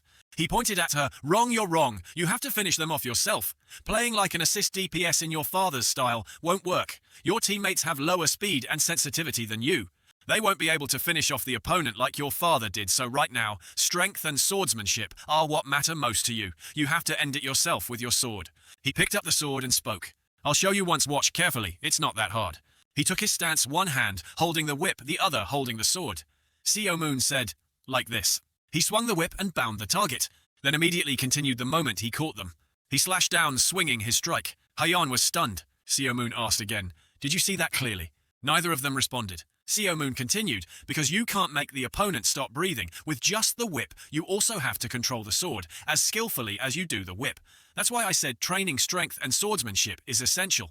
Hayon, from now on, you're no longer an assist DPS. Switch to the melee DPS role. Got it, supervisor. The other two replied in unison, huh. He didn't wait for their response and immediately gave the order. All right then, let's start light with a strength training set. Just 500 reps, easy enough, right? They asked in shock. 500. Seo Moon repeated with pressure in his voice. What are you standing around for, not training? Hurry up and start the 500 set strength workout. There are 14 days left until the Group A match. From now on, I'll be the one training Hayon. At the training ground and dormitory of the US team in Korea, voices echoed. So what the hell is going on, Walker? The one speaking was John Kim, the team's representative and manager. He was astonished by Walker's performance, as his abilities had improved drastically in just a few days. He asked in surprise, my combat ability has improved that much. Of course, I'm even wondering why, after suddenly meeting Seo Moon Yob, you suddenly insisted on changing your shield right after that. Ahem. It feels like just after a few days, you've made a breakthrough that completely erased the weakness you've had all this time.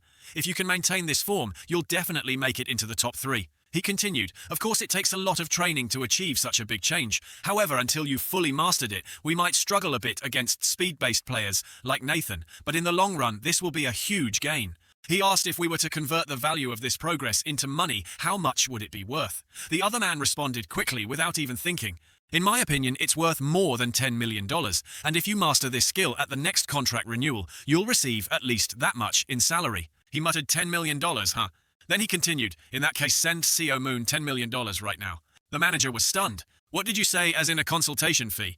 He replied, we absolutely have to drag him into the arena. Just wait a little longer. Seo Moon Yob. At the Seoul International Arena Stadium, the Group A match between Korea and the United States. The commentator spoke. The day has finally arrived. A truly historic match is about to begin. Dear audience, all eyes are on the outcome of today's match, the hero Seo Moon Yob, and the crucial battle against the US team. The success or failure of that dream match will all depend on the result of today's game. Let me introduce the players from both teams who will be participating in today's fateful match. The members of both teams are now making their entrance one by one. The ace players of both teams are here today. Let's wait and see how they will perform. I'm especially looking forward to player Beek Hayon, as this is her first match since changing her position. Seo Moon thought to himself, Hayon, do your best. The dungeon for this match is an ancient castle in the underworld, guarded by skeletons, the Palace of Martha. A dungeon structured with 3 floors, each guarded by a boss. The first floor will feature the Skotan warrior. The second floor is guarded by Deadline. And on the final floor, the Bull Dragon will be waiting there. And now, to all the spectators attending today's match, let's go over the main rules of the game. In this match, the main rule of the arena is that the victory condition is to eliminate all players from the opposing team. Players earn kill points by defeating monsters or enemy players.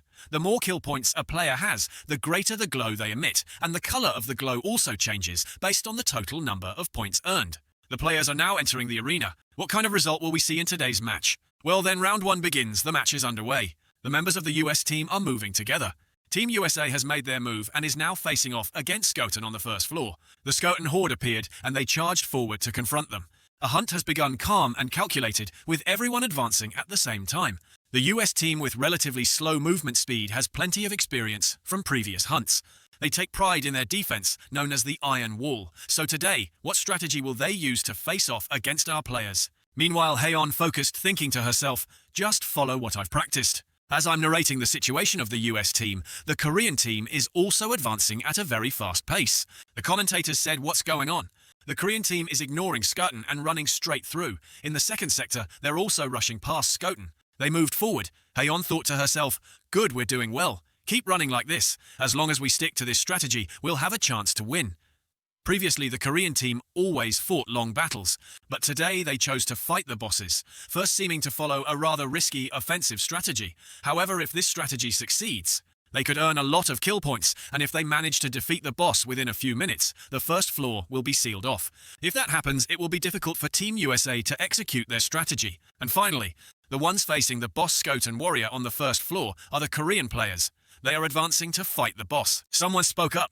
Walker, wait, an unexpected situation has arisen. It was power scouting ahead. So what do you mean by an unexpected situation? What are you talking about? Power reported to him that the Korean team is currently fighting the boss on the first floor, and it seems they are using a different strategy than usual. Other members of Team USA scoffed, so this is a one-move decision to rush up to the second floor before the first floor collapses. He replied, "Let's quickly finish the hunt. First head into the boss area, but my legs can't move any faster, so I'll have to borrow your supernatural power." The boss on the first floor growled threateningly. Someone shouted, "They've caught it." The Korean team charged at it. Haeon would finish it off while the others stayed in position to support. The commander gave the order, but she was suddenly attacked. She thought in disbelief, where did that come from all of a sudden? The Korean team members were stunned and frozen. Walker the player used jet propulsion with his supernatural power flying toward them. Jiho muttered in annoyance. This madness, could they really be attacking this fast? Haeon was knocked back as an alert sounded. Baek Haeon has taken damage. She was horrified. Baek Haeon is dead. He said abandon everything to fight the first boss. That is a bold strategy. However, even if that strategy succeeds, it won't determine the outcome of the match. The other members of Team USA quickly approached the boss. The remaining members of the Korean team could only watch helplessly. An alert quickly sounded. The final boss of the first floor has been defeated. The first floor will be sealed in 10 minutes. The final boss of the first floor has been defeated. The first floor will be sealed in 10 minutes. The final boss of the first floor has been defeated. The first floor will be sealed in 10 minutes. The endgame had arrived, and the members of Team USA rushed in to attack the Korean team. The commentator spoke. The sudden appearance of Team USA instantly wiped out the Korean team and stole the boss. Team Korea is under heavy attack from the enemy, and the entire team is on the verge of being wiped out. They are completely overwhelming Team Korea. Walker spoke. Then I'll use this move to finish off round 1. He said that, then finished off the last remaining member of Team Korea. Round 1 is over. Team USA has finished the match with a flawless victory with a score of 0-0 versus 1. After the players finish gearing up, round 2 will officially begin. Haeon walked and thought to herself, again we lost again. Even this time Uncle helped us, and yet I still couldn't fight properly. Yixi. Seo Moon's voice rang out. Right now all players have entered the field. Everyone focus and listen to me, he said. Haeon was shocked. He remarked, watching you all play makes me want to go blind seriously. To put it nicely, just do your best to follow my instructions in the next round. Some people questioned, but our coach is Baek Jae-ho. He replied curtly, silence. Haeon was surprised. Uncle Shi looked at him in shock. Seo Moon continued, just think of it as me being in this with you, got it? I'm trying to raise our win rate as quickly as possible, and because of that, there will be some gaps. Your combat abilities are far too weak. The moment things deviate even slightly from the plan, you all panic, and that only leads to failure. With your current skills, even if we fight 10,000 times, a million times, a billion times, we'd still lose. The chance of winning is absolutely 0. However, if we just sit back and do nothing, we'll lose in the most humiliating way. That's why listen carefully. No matter how hard it is, I will make sure all of you catch Walker. The Palace of Martha is one of the dungeons I attacked myself as a kid, together with the chairman of the association. While clearing, it isn't too difficult. Fighting the Bone Wraith on the 3rd floor does take quite a bit of time. But with your current strength, it's unlikely you can even make it that far, so let's set that aside for now and think back to the previous match. The battle plan you used in round 1 was actually pretty decent. Of course, that's only if everyone follows the assigned strategy properly. Of course, that only works if everyone follows the strategy properly. First, the vanguard. No matter how rushed you are to fight the boss, you must assess the enemy's position, since taking down the boss quickly is crucial. Everyone rushed into the boss room, but even so, scouting the surroundings and the rear is still necessary. If the front line is defeated, the rest must step up and hold the line. When Haeon was blocked by Walker, the rest of you just stood there frozen and ended up getting beaten to a pulp. What else did you expect? If you can't even manage something that simple, then the team will lose with 0 points. He scratched his head and muttered, these guys are supposed to be national players. Jae-ho, you poor guy, too pitiful really. He sighed. Anyway, that match is already over, so there's no point in dwelling on it. Let's end the complaints about round 1 here. They thought to themselves, the coach already said everything. Seo Moon continued, now comes the real content, so listen carefully, because I'm going to show you how to crush them in round 2. Now then, round 2 is officially about to begin. Right from the start, Team USA has split into 2 groups. It seems they intend to use a 5 versus 6 formation in this second round. If the leading team moves quickly, they can secure their hunting area, while Walker and the rear team will focus on hunting monsters. This strategy fully maximizes the power of Walker, the ace of their team. Now let's take a look at Team Korea. Wait, no way! Just as player Baek Haeon suddenly vanished, she reappeared, and they kept running. Team Korea is now sprinting at full speed. Team Korea is still using a defensive strategy, but what's going on here? Player Haeon has changed her position. This match is definitely going to be different. Seo Moon smirked. Good, they're doing very well. If they follow my instructions, there's definitely a chance. Hayeon thought to herself, this time for sure. This time the scouting team couldn't find Team Korea anywhere. Walker continued, there's only one path through the dungeon anyway. I guess the second half of the match will be just like before. He replied, yeah, I know. Gerald thought to himself, maybe they've changed their strategy compared to round 1. If this continues, getting Seo Moon-yeop to join the battle is only a matter of time. I will try to confront Seo Moon-yeop with a new approach. But then a sound echoed, making him turn his head. Something suddenly appeared on the other side. Gerald was astonished. As the members of the Korean team attacked from above, the American team cried out in shock. How could the Korean team be here? Seo Moon spoke up. I will only say this once, so listen carefully. First, I'll scout the fastest person. Hayeon will go ahead to scout and confirm the situation on that side. And if the number of people in the group, including Walker, is fewer than 5, then we will not hunt monsters or fight any bosses. His words surprised them. The palace was structured in a one-way layout. This was an obvious fact we had known since we started attacking this dungeon. But in reality, this dungeon has 3 paths, one of which is a secret route set up by cheaters, and it is very suitable for scouting or launching ambushes. This is also the route that Hayeon will use when scouting. The entrance to the secret path looks like an ordinary wall, so it is hard to tell the difference. But I will show everyone how to recognize it, so don't worry. If we use that path, we won't be detected and can reach the American team's camp. There will be 11 people running along that path. We will split into 2 teams and launch a full assault on the American team while they are out hunting. Back to the present, the Korean team is attacking the American team. This time they are launching a surprise attack on the American team. They landed while Gerald was caught off guard. And when fighting Walker, aim for his legs. Hayeon asked again, but isn't Walker the player known for never being knocked down just like earlier? Are his legs really a weak point?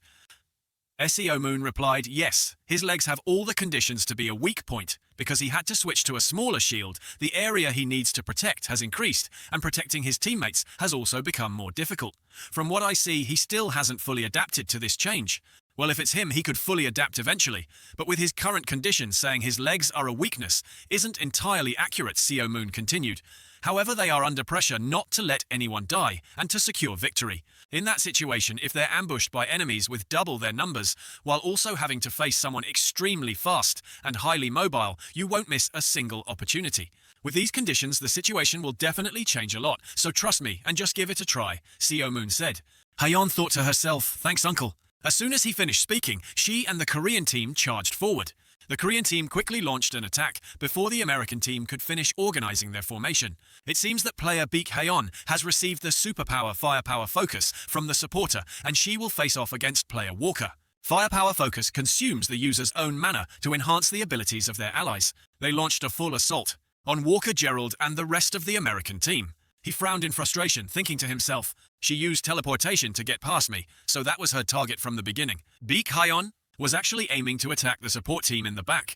He turned his head when he saw the enemy attacking. Damn it, he muttered, then struck back. Gerald Bacon, this guy is commanding the American team, the leading squad. In an emergency situation, return immediately, so the lead team can come back, he ordered. But returning here will take some time. The current situation is 3 versus 8. The Korean team charged forward but was still pushed back. Gerald thought to himself, this team alone is no problem for me. He attacked the Korean team. Hayeon approached him from behind. He turned his head in shock, but there was no one there. There was clearly no one behind him. Just as he finished that thought, Hayeon attacked him, and he cried out in pain. She immediately moved and used her whip to entangle his legs. Then she pulled hard. The American team was ambushed, and although they tried to hold their ground, the Korean team was accelerating their advance with a numerical advantage. 3 members had sacrificed themselves to capture 7 members of the American team. Hayeon slowly approached Gerald Walker. He spoke, you changed your style in such a short time. That must be thanks to Seo Moon-yeop's guidance, right? She pointed her weapon at him. He laughed and remarked, quite magnificent, such a tremendous change. The Korean team captured 7 members of the American team, completely turning the tide of the battle. Jae-ho stood with his mouth wide open in shock. Seo Moon muttered, see, I told you we'd catch them, Walker. The second round ended. The Korean team had showcased many fascinating things in this match. Yes, it was a great battle that no one sitting here could have predicted. However, it was truly unfortunate for them as the match ended with victory leaning toward the American team. If the Korean team had escaped earlier and avoided facing the American team, the match might have been even more exciting. It was truly unfortunate. However, the Korean team, Gerald glanced at the scoreboard. Facing a strong team like the American team, they still managed to take 5 lives. They achieved a glorious victory through securing those 5 kills. The moment they blew up the wall was truly unexpected. Yes, that was the highlight of the day. And the one at the center of that epic moment was this player. Among those 5 kills, she secured 4 herself and assisted in 1. The ace of the Korean team player, Baek Haeon. Hello, Coach Baek Jae-ho. I'm a reporter from XBC Sport. In this match, the national team players showcased a very different playstyle than usual. What are your thoughts on the match, Coach Baek? We lost, but I believe it was a valuable experience, both for me and for the whole team. Receiving such an overwhelming result against a strong team can help them grow stronger. Yes, thank you. Now for the next question. The ambush using the secret strategy in the second round was truly memorable. How did you come up with that tactic? Jae-ho smiled. That was truly a surprising strategy, considering this stage is designed to have only one path. As for the strategy in the second round, I had some help, he said, glancing over at Seo Moon. He looked back at him and muttered, "Old man." He still wanted to put me into that game. It was Haeon's turn for the interview. "Hello, I'm Baek Haeon." The reporter asked curiously, "Player Baek Haeon, you gave an impressive performance in this event. How did you train for it?" She answered honestly, "I trained hard under the guidance of my uncle. The position switch was also his suggestion." Seo Moon muttered, "Oh damn it. Those two seriously, why do you both keep bringing me up like that?" "Why not? It's true anyway." Jin-Tae smiled at his usual habit of getting annoyed whenever he felt embarrassed. He turned his head and replied, "What the hell are you doing here?" "Aren't you the chairman of the association, Old Man Seo Moon?" said, pointing up to the stage. "Then go over there and do the interviews or whatever." Jin-Tae replied, "What should an old man do there? Standing behind is best." He replied, all right, then why do you have to show up next to me?" "What are you trying to say I did this time?" Jin-Tae answered, "Kid, you have no sense of order at all. I'm here because it reminds me of the old days, the hidden paths known only by experienced people, like you and me." "You're the one who came up with the strategy in the second round." Seo Moon replied, "That's right." He continued honestly, "Using the secret path is quite a sneaky move. From now on, this isn't war, but sports. Other teams have heavy tanks. I thought about guerrilla tactics based on our team's speed, but I didn't want to just run with them, so I gave them a faster, more efficient strategy." Jin-Tae agreed. Alright then, I'm listening. You're training Haeon as well. I can see she's discovering her talent. Do you think that can really happen in just a day or two?" He continued while watching Moon stand up. "I'm truly happy to see you come up with a plan for the first time in a while. That really is a talent too good to waste." He shrugged. "Well, I'm just extraordinary like that. Now let me ask you, Yobi," he suggested. "With that talent, do you want to use it more?" "More? Be cautious of his offer. What else do you want? Isn't it true that I won the bet fairly?" Jin-Tae replied, "I promise if you refuse this time, I will never make you go to the battlefield again. This is my final offer, so just hear me out." "To be honest, the Korean professional battlefield is starting again." Seo Moon asked, "So you're telling me to become a professional player?" Jin-Tae quickly waved his hand. No, there's no reason for that suggestion. Before the professional season starts, again I'm thinking of organizing a charity tournament with professional players. Yob, I'm asking if you could at least participate in that match." He supposed that Seo Moon have been rejected this time as well, but Seo Moon responded, "I'll think about it." Jin-Tae was surprised, huh? He repeated, "Yob, what did you just say?" Seo Moon shouted back. "It seems old age is making you hard of hearing. I said I'll think about it." He doubted it and thought to himself, this guy will say no if he doesn't want to. Seo Moon explained, "There's nothing special, but watching Haeon's performance in the match made me feel a bit excited. Of course acting is fun, but it's different from fighting for fun, so I thought we should fight quickly, just to kill some time once." The more Jin-Tae listened to Seo Moon, the harder it was to believe. Since all disappeared, this is also the only place left to fight. He clapped Seo Moon on the shoulder and rubbed his head. "Yes, your thinking makes sense. Well done." Also, a clip from the first match of the A rank was uploaded and quickly surpassed 10 million views in less than an hour. With the comments exploding, Korea has 5 kills ahead of the US team. Crazy player Baek Haeon is a legend and Seo Moon Yob is divine. Seo Moon Yob, Seo Moon Yob, Seo Moon Yob, Seo Moon Yob, Seo Moon Yob, Seo Moon Yob. I couldn't even eat the chicken I just ordered while watching this match. It's the first time I've seen Korea get 5 kills. Seo Moon Yob shouted, "Got it, damn it, calm down." He muttered, "My old neck is about to break. An old man shouldn't have this much strength." Jin-Tae laughed. "I was really excited when I heard you say you'd participate." Seo Moon corrected him, "I didn't say I would. I only said I'd think about it. Don't exaggerate like that." Jin-Tae laughed like he'd won the lottery. All right, just keep thinking about it." Seo Moon continued, "But old man, isn't the professional season starting soon?" Jin-Tae replied, Yes, that's right."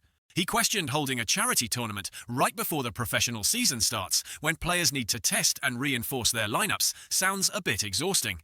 The old man thought to himself, "This slippery bastard." Seo Moon continued, "Anyway, let's put that charity match aside for now. If I join, I'll need conditions." He asked again, conditions. I don't know what kind of conditions you're thinking of, but if you've agreed to join the charity match, then as the chairman of the association, I'll accept them all. Seo Moon asked, really? He scoffed. All right then, in that case. At Jiho's house. What is this? Beak Jeho dressed in training gear exclaimed. What kind of situation is this? Seo Moon replied. What do you mean? What situation? Exactly what you're seeing. Anyway, old man Jin T agreed to all my conditions. I'll be the special guest for the charity match. He continued, in this second life of mine, I was planning to spend my days just watching TV. But Seo Moon said nothing more. Jeho asked again. Yup, Seo Moon replied. Anyway, since I'm joining, I'll try and train a little. But looking at the condition of those kids who got kicked off the national team, I really don't think I need to prepare much. I don't know who trained them, but they're all truly useless. Jeho snapped back. Sorry for making them useless, okay? He continued. Fine, the fact that you want to participate is still a good thing, but why are you dragging me into this? Seo Moon casually explained. Well, it'd be a bit unfair if I were the only one getting wrecked. There's no target more worth fighting than Haeon, so unfortunately, I need to use you too. Jeho pointed at him and shouted, I heard exactly what you just said. He continued, go easy on me, it's been 17 years since I put down my weapon. Seo Moon asked, are you afraid of losing face, coach? He added, it's fine, trust me, I'll train you until you're completely back to how you were before the match. Jeho sighed, damn it, I'm going to die. He sighed, I'm still just a 47-year-old middle-aged man who's been retired for 17 years.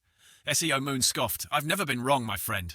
Then he used his skill Appraisal Eye. Seo Moon thought to himself, it's true that he's a bit weak after 17 years without training, but if he can catch up with the rhythm again, it won't be hard for him to regain his former stats. He scoffed and declared, starting tomorrow we'll train like we're crawling out of hell, got it, beat Jeho. Jeho broke into a cold sweat thinking I'm screwed.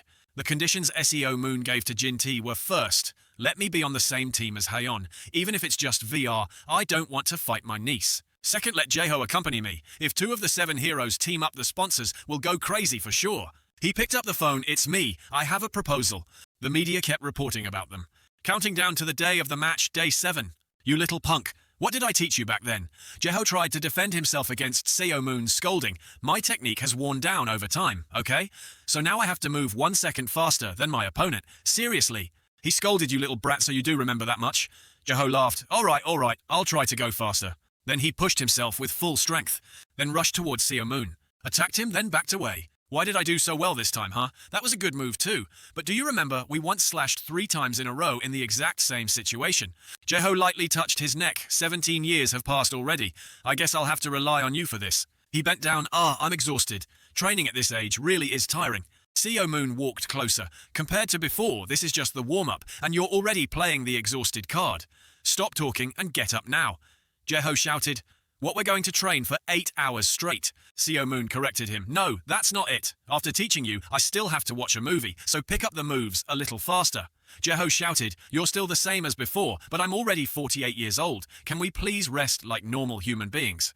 He continued, there's somewhere you need to go today so you won't be watching any movie. Seo Moon asked, again go where? Hyun-soo spoke as he met Seo Moon. It's really nice to see you again today. Seo Moon yub. Did you come today to check on the avatar? He continued the introduction. This is Brown Tenor from the World Association. He will be supervising today's evaluation. Seo Moon spoke up first. There's something I'd like to ask. Wasn't everything already checked last time, he said, pointing at Hyun-soo. I captured and defeated the previous opponents, so what else needs to be done? Hyun-soo explained, last time I skipped the part about measuring physical ability and creating the avatar. An accurate set of data is crucial to make sure nothing goes wrong when activating the avatar. So far, I haven't had any issues with synchronization. Seo Moon asked again, it has to be that precise. Hyun-soo smiled. That's right, all the physical attributes of the contestant will be scanned and reflected in the avatar. It can even uncover superhuman abilities that the person themselves isn't aware of. Seo Moon replied, that's truly amazing. I didn't think humans could create such technology. He laughed. Actually, there are many secrets about the battlefield system. Even the World Association which manages it says that this information is strictly confidential. He asked again, strictly confidential, is it like IT technology? Yes, I heard it's a system built using someone's superpower. Seo Moon muttered, how strange are they imitating the underground civilization? Hyun-soo laughed. Underground civilization. He continued, right now that's exactly what they're doing. Basically it turns out there's an underground world behind the World Association. No way, Seo Moon said with interest. Well, if that's true, I'd gladly welcome it. I wish it would appear right now. Hyun-soo said, then let's begin the measurements. In his mind, he stayed alert around Seo Moon. That guy had a rather strange personality, he needed to be careful. Seo Moon was quickly taken into a room. Alright then, let's begin. This is where your strength, agility, and soul count will be measured. Since we need accurate data to confirm the avatar synchronization, please give it your all. The system continued. The first test will be measuring strength. Seo Moon muttered. What is this? Instructions were given, pull the handle to start the measurement. He pulled it with all his strength. Then he let go, and the numbers began to jump. The number displayed on the screen was 813. The instructions sounded great job, please do it again. Seo Moon pulled a second time 819. He pulled a third time 817. He thought to himself, if his strength is 79, then the score should appear like this. He spoke. What's next? Hyun-soo was astonished. His strength is classified in the category known as superhero level. Next will be the agility test. Do you see the switches beside you? From the moment the signal starts until it ends, just press the two switches alternately. He scoffed. All right then. Seo Moon focused, then quickly dashed forward. The people outside were astonished. In this world, only oil transport ships had ever moved that fast. The system announced measurement complete, measurement complete. Oh, Moon asked, how many points? 963 points. It was truly surprising. He muttered, if I try a little harder, I might even surpass 970 points. Then let's go straight to round 2. Got it. Measurement complete, measurement complete. Outside, people were stunned, thinking to themselves, that's impossible. He really surpassed 970 points. Seo Moon asked, what's the highest record? Hyun-soo replied, there's someone in the team who scored 1007 points in the physical test. Seo Moon immediately asked, is it Nathan Burner?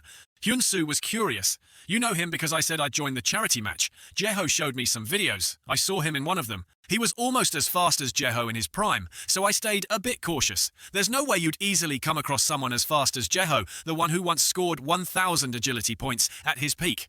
Alright, let's measure it again. A voice echoed from outside, and Seo Moon, excited, said, I'm glad I get to raise my score. Alright, this time I'll hit 975 points. Seo Moon closed his eyes. He took a deep breath and thought to himself, focus, focus. Somehow it's rising. Am I in a stable state right now? He opened his eyes wide, then began to move. Seo Moon gave it his all. The more the people on this side watched, the more unbelievable it became. He was even faster than before. Measurement complete. Measurement complete. The score, what's the score? Seo Moon spoke. I think I moved faster than last time. So how many points did I get? 1007 points, it's 1007 points. You're now tied with Nathan, the fastest superhuman in the world. He was stunned.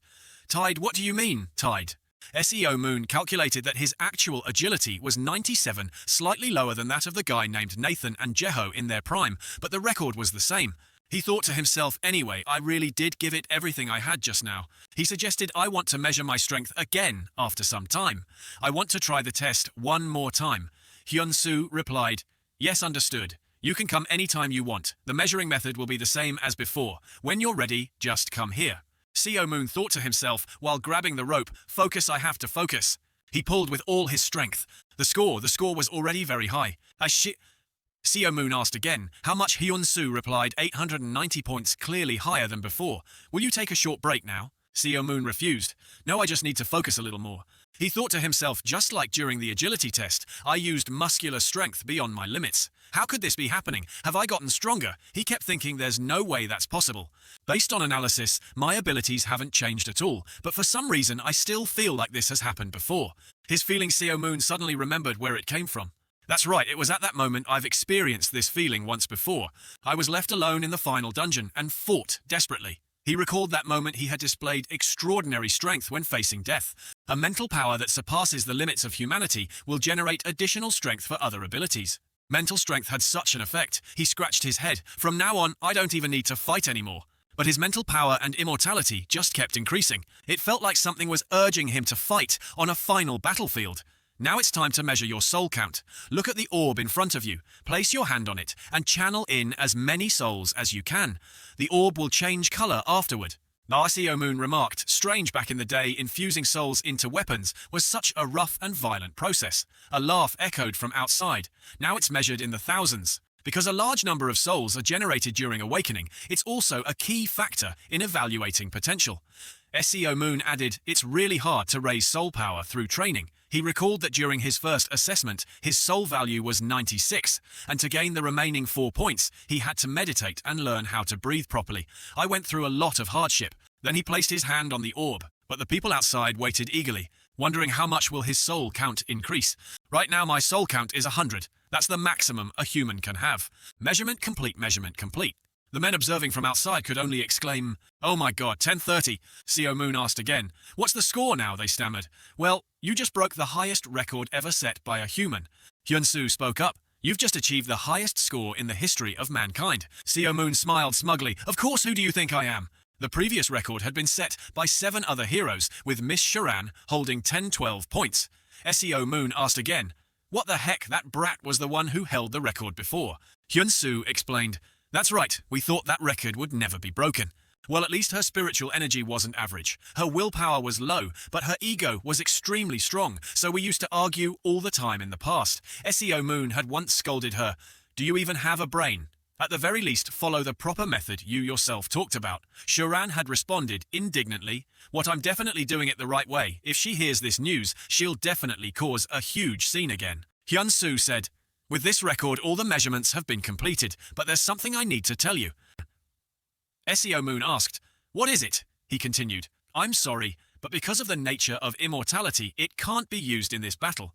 Seo Moon thought to himself, "All right then, this is a sport where victory comes from defeating the opponent. If I truly can't die, then no matter what happens, my team will always win. We're sorry for unfairly limiting your full abilities, and the association is planning to compensate you for that." Seo Moon replied, "I don't care whether you restrict my immortality or not. I said I'd only do this once anyway." He continued, "Even so, I'll gladly accept the money, because now immortality can no longer be used anywhere." Somewhere else at that very moment, a voice declared, "Hear me, we shall receive salvation through him, and he is the only light left in our world. We must strengthen our faith even more, and at last salvation, a testimony to our belief, has appeared. We worship him." The person held up a newspaper, and on it was a photo of Seo Moon. He rejected death and returned. Seo Moon Yob is an immortal, a superpower, never seen before, an undying being. Is he a human or a god? The savior of us all, the god Seo Moon Yob. The man continued to proclaim to the followers below, "Now is the time for us to prove our existence and our faith in him." The crowd below chanted in unison, "Seo Moon Yob, Seo Moon Yob, Seo Moon Yob, Seo Moon Yob, Seo Moon Yob, Seo Moon Yob." Seo Moon stepped outside with Jeho and was startled to see those followers there. He spoke irritably, "Who the hell are these guys?" They started chanting his name, "Seo Moon Yob, Seo Moon Yob, our savior superhuman. You will save the whole world." Seo Moon pointed at them and said to Jeho, "What is this? I don't think they're reporters." Jeho explained, "Worshipping Seo Moon, that's a fanatic cult. They revere you like a god." He asked, "Worshipping Seo Moon?" Then continued, "Now that I think about it, when I was still in the hospital, those bastards were standing out front too, right?" Jeho replied, "Yeah, it was them." He wondered, "But why would they worship someone as a god and make such a big deal out of it?" Jeho explained, "They believe the world will end again, and when it does, you'll come back to save the chosen ones." Seo Moon asked in frustration, "What the hell, aren't they all just insane?" Jeho replied, "I thought so too, but you really did come back to life." The more Jeho explained, the darker Seo Moon's expression became. "So now they're actually hoping for the end of the world," he said. "Looks like I'm going to have to teach them a lesson." Jeho called out, trying to stop him. Hey, calm down. Where do you think you're going?" Seo Moon replied. "What do you mean? Are you acting like this is the first time you've met me or something?" Jeho called out helplessly, "Hey!" Seo Moon leapt high into the air. Then he landed on a wall, looked down at the crowd and spoke, "All of you be quiet." They all looked up at him shouting, "Our savior hero!" Seo Moon yelled, "I said shut up, are you all deaf or what?" After silence finally fell over the crowd, he continued, "Good, now stay quiet." Once he had their silence, he continued, "Good, now that you're quiet." Seo Moon said, "Now I clearly understand what you all think of me," they replied. "Our hero," Seo Moon shouted, "then stop whispering nonsense and get lost. You're all out of your minds." Seo Moon turned from side to side yelling, "You idiots! What the hell are you doing out here in broad daylight? Don't you have anything better to do? Which moron is the leader of this Seo Moon cult or whatever, huh? If that guy suddenly drops dead from a rock falling on his head, just know it was me." They whispered among themselves, "Our savior is rejecting us. Is something wrong?" "No, he's our savior. That's right. He must be testing our faith, that's all." In unison they cried out, "Let's show him our faith." Then they shouted at the top of their lungs, "Seo Moon Yob, Seo Moon Yob, Seo Moon Yob, Seo Moon Yob, Seo Moon Yob, Seo Moon Yob." Seo Moon snapped, "What the hell is this?" Jeho grew concerned for them as he saw the look on Seo Moon's face. "They're done for." Seo Moon warned, 10 seconds. "If you don't get out of here in 10 seconds, I'll kill every last one of you." "Wait, Yob." But he shouted, "I can kill anyone I don't like because I created a state with full immunity," he yelled while beating up the group of followers. They cried out, "Hey, stop it, Seo Moon! Stop, you insane bastard!" 10 minutes later, the entire group of worshippers was lying sprawled out on the ground. Seo Moon grabbed a kid by the collar and said, "Hey you little punk, after all this, do you still dare to follow me?" The boy burst into tears and cried out, "I won't follow you anymore." He let the kid go and said, "All right, good answer. Think about it carefully, and from now on, don't listen to anything those guys told you, understand? If you got it, then get down safely." He jumped to the ground. "I'm done here. Let's go back and train." Jeho continued, "My friend," Seo Moon replied. What Jeho remarked? "You're definitely the craziest person I've ever met in my life." Seo Moon answered, "Thanks for the compliment, but the real lunatics are those guys. How could they make such a fuss and turn me into a god without even asking for my permission?" Jeho replied, "I should probably stop talking. I feel like reporters are about to swarm this place, so we better head home quickly." Seo Moon responded, "I can only beat them up if they actually show up." Jeho continued, "You do realize that if you keep acting like this, tons of reporters will come, right? I used to chase away people who snooped around asking me about my time in the orphanage, just like this." High above, a shadowy figure was watching them. The savior Seo Moon said, "I really don't understand why people are so obsessed with other people's lives." Jeho replied, "Yeah, exactly." He sensed something. Jeho asked, noticing his expression, "What's wrong, Yobi?" The figure on the other side vanished immediately. Seo Moon replied, "No, it's nothing." Meanwhile, at the charity match taking place at Incheon International Airport, it was indeed Joe Pellman himself who had come to Korea. All the world's most renowned figures had arrived as soon as they heard that Seo Moon Yob would also be participating. He said, "It's been 15 years since I last came here, but the return of Korea's superhuman is truly a rare event." The person beside him replied, "That's right." Pellman continued, "Thanks to participating in so many events, you could have become the best battlefield agent in the United States." Then she added, "But I ended up losing the diamond." The woman next to him responded, "It's pointless. Mr. Beck isn't involved in the battlefield, and from the very beginning, none of the 7 superhumans ever really cared about sports anyway. Even though Miss Sharan is young and seems interesting, she stepped back after her superpowers started to decline. But what can we do?" The avatar test footage of Miss Sharan was truly shocking. That's right, someone added, if the extinction beam keeps going like that, a match of 11 versus 11 would still end in just 3 seconds. Pellman laughed, "Forget the 2 chances I missed before. This time I won't miss it again. This is the opportunity to get the biggest diamond of all. Seo Moon Yob, the strongest superhuman in history. Seo Moon Yob, the strongest superhuman in history." She spoke up, "Wait." Pellman looked over there and he followed her gaze. Then another figure appeared. It was Jake Land, the American battlefield agent. Pellman frowned and thought to himself, Jake Land. Jake Land spoke as he saw Pellman. "Who is that, isn't it, Pellman?" He laughed. "This time we have to fight fair." Pellman clenched his teeth and thought to himself, "Touch, this doesn't look easy at all. But this time I definitely won't let it be stolen. Oh God, those 2. A hand covered in gold rings. A sparkling outfit appeared. They spoke, "The true culprit who destroyed our dungeon business. That man has now stepped onto the battlefield. He said he had no intention of becoming a player, but now he's already taken his first steps." Then they revealed themselves as the Moro brothers, Jing Moro and Philip Moro. They laughed and said, "Seo Moon Yob, we will definitely get his signature. We absolutely must secure his signature, either through an autograph or a contract." That's right, I wanted to meet him in battle, but we never got the chance. The 3 forces stared at one another, each with their own purpose. Seo Moon Yob definitely cannot belong to anyone else. With the sound of heels striking in a steady rhythm, with calm and steady steps, the youngest member of the 7 superheroes, Shuran, spoke, "I came to see what that person is like." Outside Seo Moon's side, there are way too many people. It's a good thing the global population decreased a bit during the Underground War. Please don't say things like that. Don't make a scene. At least try to control yourself for today. This is quite an important event after all. He got out of the car. "All right, I'll think about it." Seo Moon smiled. "Then let's play." The crowd shouted his name, Seo Moon Yob. Seo Moon Yob.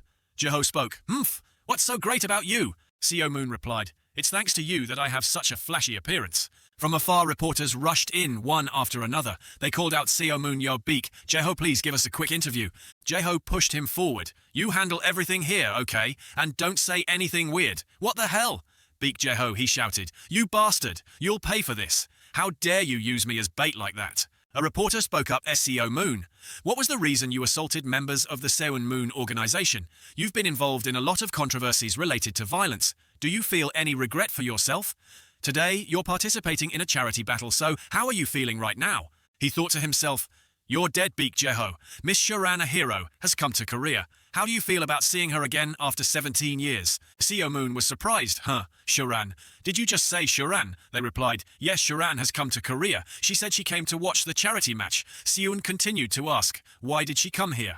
The reporter explained she said she came to meet a younger person she knows who is participating in today's charity match. He clenched his teeth.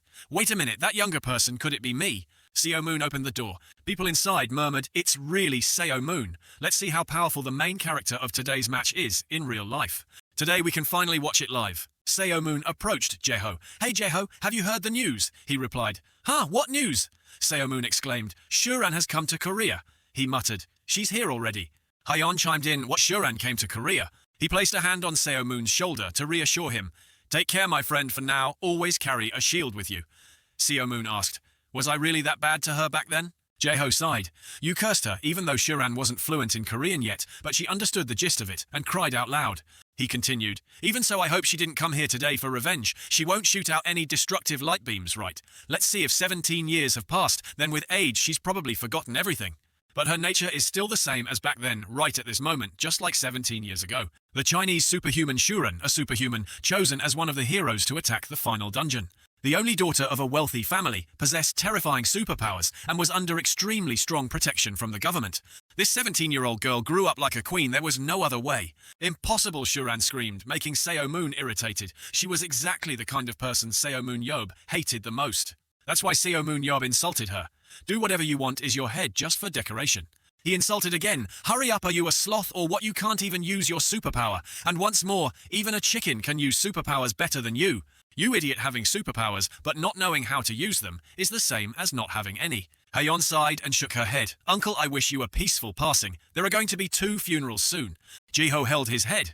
Well, anyway, let's deal with that later. There's something urgent right now. He announced. Everyone please pay attention to the format of the charity match. I hope you're all clear. He continued today. There are players experiencing Battlefield for the first time, so I'll give a brief explanation about the charity match. The charity match consists of Team Love and Team Hope and will be divided into 2 teams accordingly. As known, Team Love is the national team, while Team Hope includes selected players, except for Hayeon. Instead, Team Hope will have the national team coach, which is me, Beak Jaeho, and Seo Moon Yob will be participating as a player. He waved hello. Jaeho scratched his head. It's been a while since I last handled a weapon, so I'm a bit nervous, but I'll do my best. The captain of Team Hope, Beak Jun-ho, smiled. Haha, director, don't worry, we'll work hard together. Seo Moon thought to himself, good, even though it's been a while, Jaeho is still 1,000 times better than those guys. With these stats, even just the 3 of us can handle it. The others. He thought to himself, there's nothing worth seeing when analyzing them with his eyes. But when he glanced at someone named Choi Hyuk, the guy spoke up. We're counting on you. He possessed the skill of focus, quickly channeling power into the weapon he was using, with resilience that always protected his body, making him hard to injure from external impacts. His physical strength stat was capped at 90. Seo Moon thought to himself, if he matures well, he'll become a great attacker. He waved, hey, you come here. Choi Hyuk responded, me. Yes, you. He quickly stepped forward. Yes, hello. My name is Choi Hyuk, a melee fighter. Ah, so you're melee. Seo Moon asked again. Did I hear that right? You're a melee fighter, he replied. Yes, I'm the melee type of the team. Seo Moon thought to himself, what is this guy saying? Is he insane? Then spoke. Wait, you're a melee player, not the main damage dealer. Choi Hyuk replied, yes, ever since I was a kid I wanted to become a main damage dealer like you, Seo Moon, but I ended up becoming a melee fighter because I was still too young. My superpowers are focus on weapons and resilience. Those are your superpowers. Yes. Seo Moon thought to himself, even after awakening his reinforcement-type powers, he still isn't self-aware. That's why he became a melee fighter.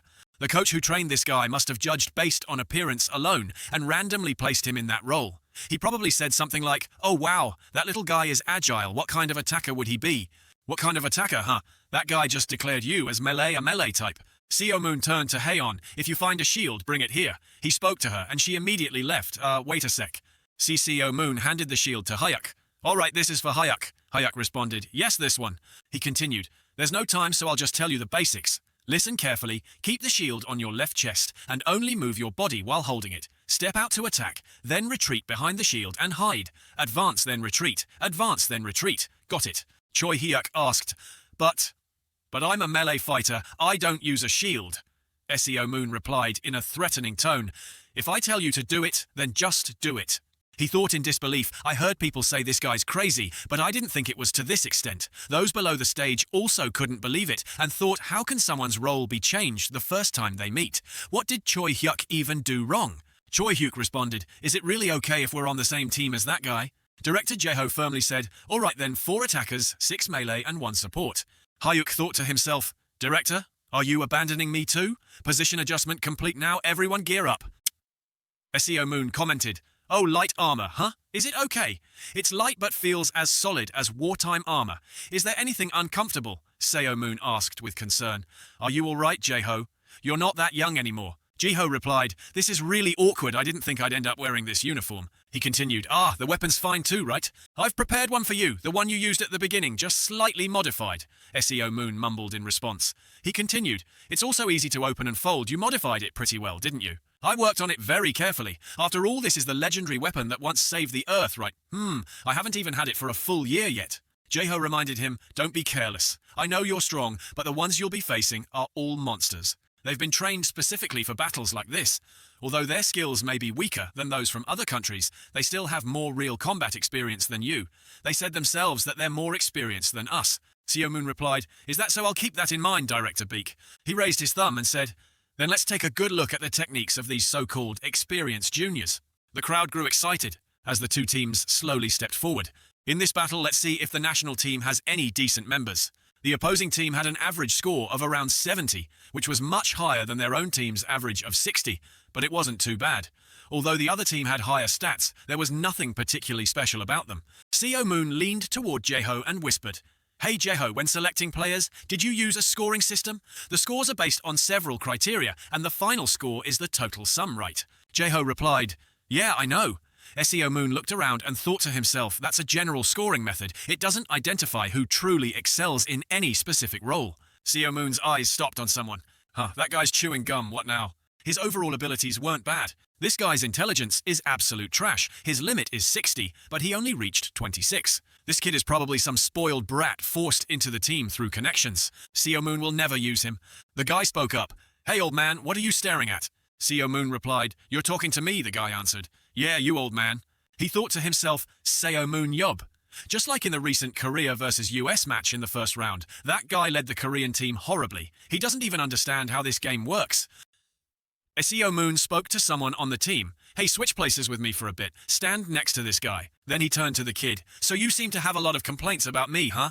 The guy glanced at him and replied, of course I do. In the last match against the US, you really thought you did well, old man. I think you did a terrible job, old man. You don't know anything about this game. Seo Moon scoffed. Oh, the kid continued arrogantly. What are you laughing at? That match was a disgrace to Korea. SEO Moon cut him off. What position does your father hold? Vice president of the association or something? The kid asked, is that what you think, old man? Seo Moon replied, isn't it true? The announcement echoed, all players, please enter the stadium. Let's go, you spoiled little brat, Seo Moon said. The guy quickly interrupted. Wait, what do you mean, spoiled brat? Why are you dragging my dad into this? Seo Moon asked back. What are you doing then? I don't understand how a kid ended up being raised with such disrespect.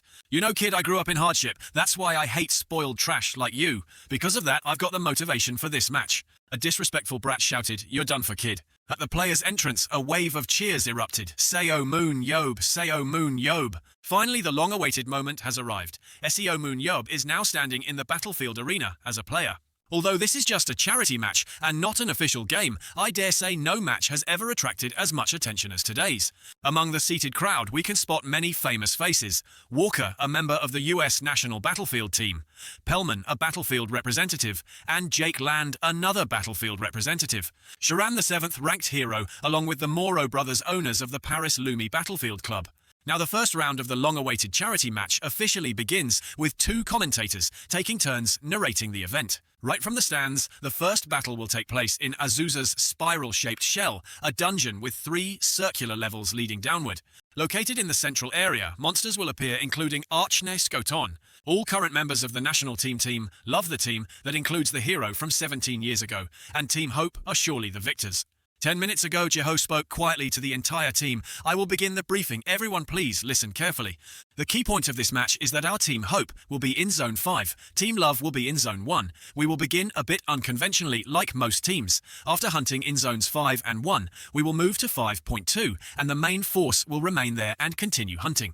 Seo Moon will move alone to 5.3. He will capture the boss of Zone 5, because once the Zone 5 boss is defeated, Zone 5 will collapse. That will be the perfect time for us to complete the hunt simultaneously. Seo Moon, standing to the side, responded, "All right, I'll do it slowly." The others frowned and murmured upon hearing that burp alone. Isn't it supposed to be at least 5 people? Even in the strongest team, it takes 3 people working together to take down the boss. Not even waiting for them to finish their sentence, Baek Jeho immediately interrupted. After that, we'll infiltrate by making a small circle through that path into Zone 6. From this moment on, we will seriously confront the other team. If we encounter the opponent, I, as Seo Moon Yob, will engage to buy time in small-scale battles. Our strength is superior, so we can achieve good results. Seo Moon Yob thought to himself. He believed the team could still win, even in an 11 versus 11 match.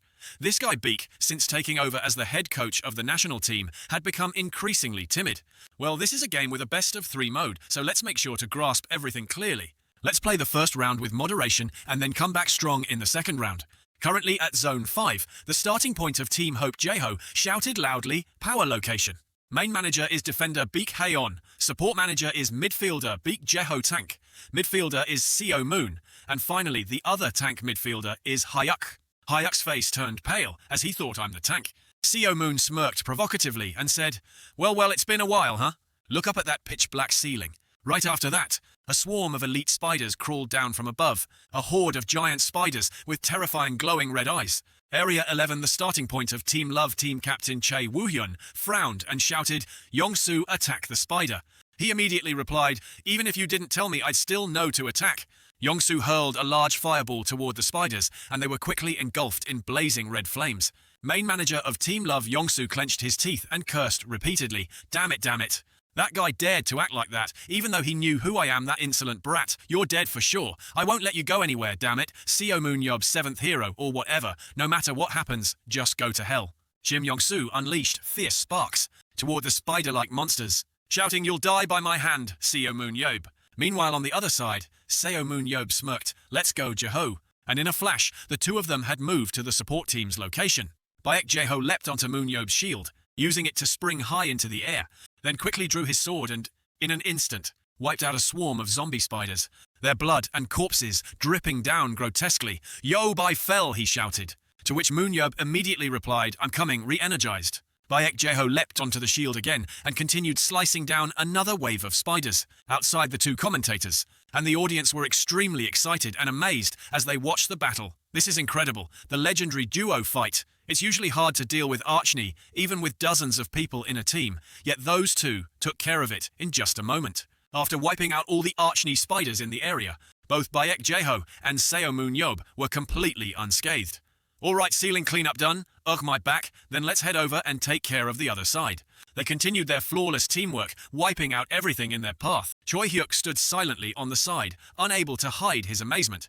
Even though archny has relatively low endurance, if you can't pierce through its tough shell, it's all pointless. Yet he took them down so easily, he doesn't even look that strong on the outside. Right after that, Seo Moon Yob gripped his sharp spear tightly, using his supernatural power to boost the strength of his attack. Choi Hyuk flinched slightly in surprise as he watched. Look at that, he had used his supernatural power to focus Oro, quickly channeling it into his weapon. "It's my first time using a shield, so it still feels unfamiliar. I'm just applying the usual Oro infusion into my weapon. Not just the weapon, I can also focus Oro into the shield." Following Seo Moon Yob's lead, he charged forward with determination. "Let's try it out." With a single slash, Choi Hyuk was able to take down one archny spider. As he attacked, he thought focus Oro when attacking or defending. Seo Moon Yob stood to the side, observing him and thinking, "Oh, that guy's improved his skills. Good. I can't just stand here watching either." Just then, another archny suddenly lunged at him, sticking out its grotesquely long tongue and spewing out a stream of poison. Seo Moon Yob quickly raised his shield to block the attack, then drove his spear straight into the creature's throat. But it didn't stop there. More monsters charged at him one after another. Yet Seo Moon Yob slaughtered them all in the blink of an eye. The Boro brothers watching were thrilled and shouted excitedly, "That technique, that's Seo Moon Yob's signature move, 100-meter throw." Right, Miss Suran. Suran replied coldly, yes, that's right. Though she was thinking to herself, a 100-meter throw may look like an ordinary spear throw at first, but in reality it's a technique that utilizes his superhuman throwing power. When he throws it, the spear instantly flies at max speed, and before it even reaches 100 centimeters, he already grasps the spear's endpoint. It's essentially a high-speed stab. He gains far greater power this way than simply relying on brute force.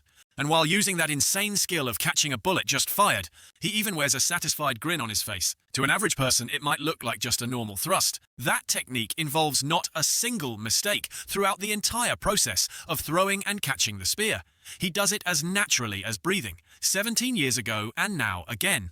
What bad luck, Seo Moon Yob, someone muttered while on the other side. Seo smirked confidently. Let's finish off that direction too, shall we? At that moment, another archney suddenly charged from behind, but Moonyob instantly reacted, turned around, and swiftly stabbed it with his spear. Then he raised the spear high and threw it with perfect accuracy straight into the center, wiping out the remaining spiders. After clearing them all, Baek Jeho gathered the team and said, all right, 5-1 is completely cleared. Everyone did great. Now we'll head to 5-2, and Seo Moon Yob. Where did he go? He looked around in confusion. Choi Hyuk frowned and asked, right after finishing off the archery, he ran off, didn't he? He recalled Seo's earlier words.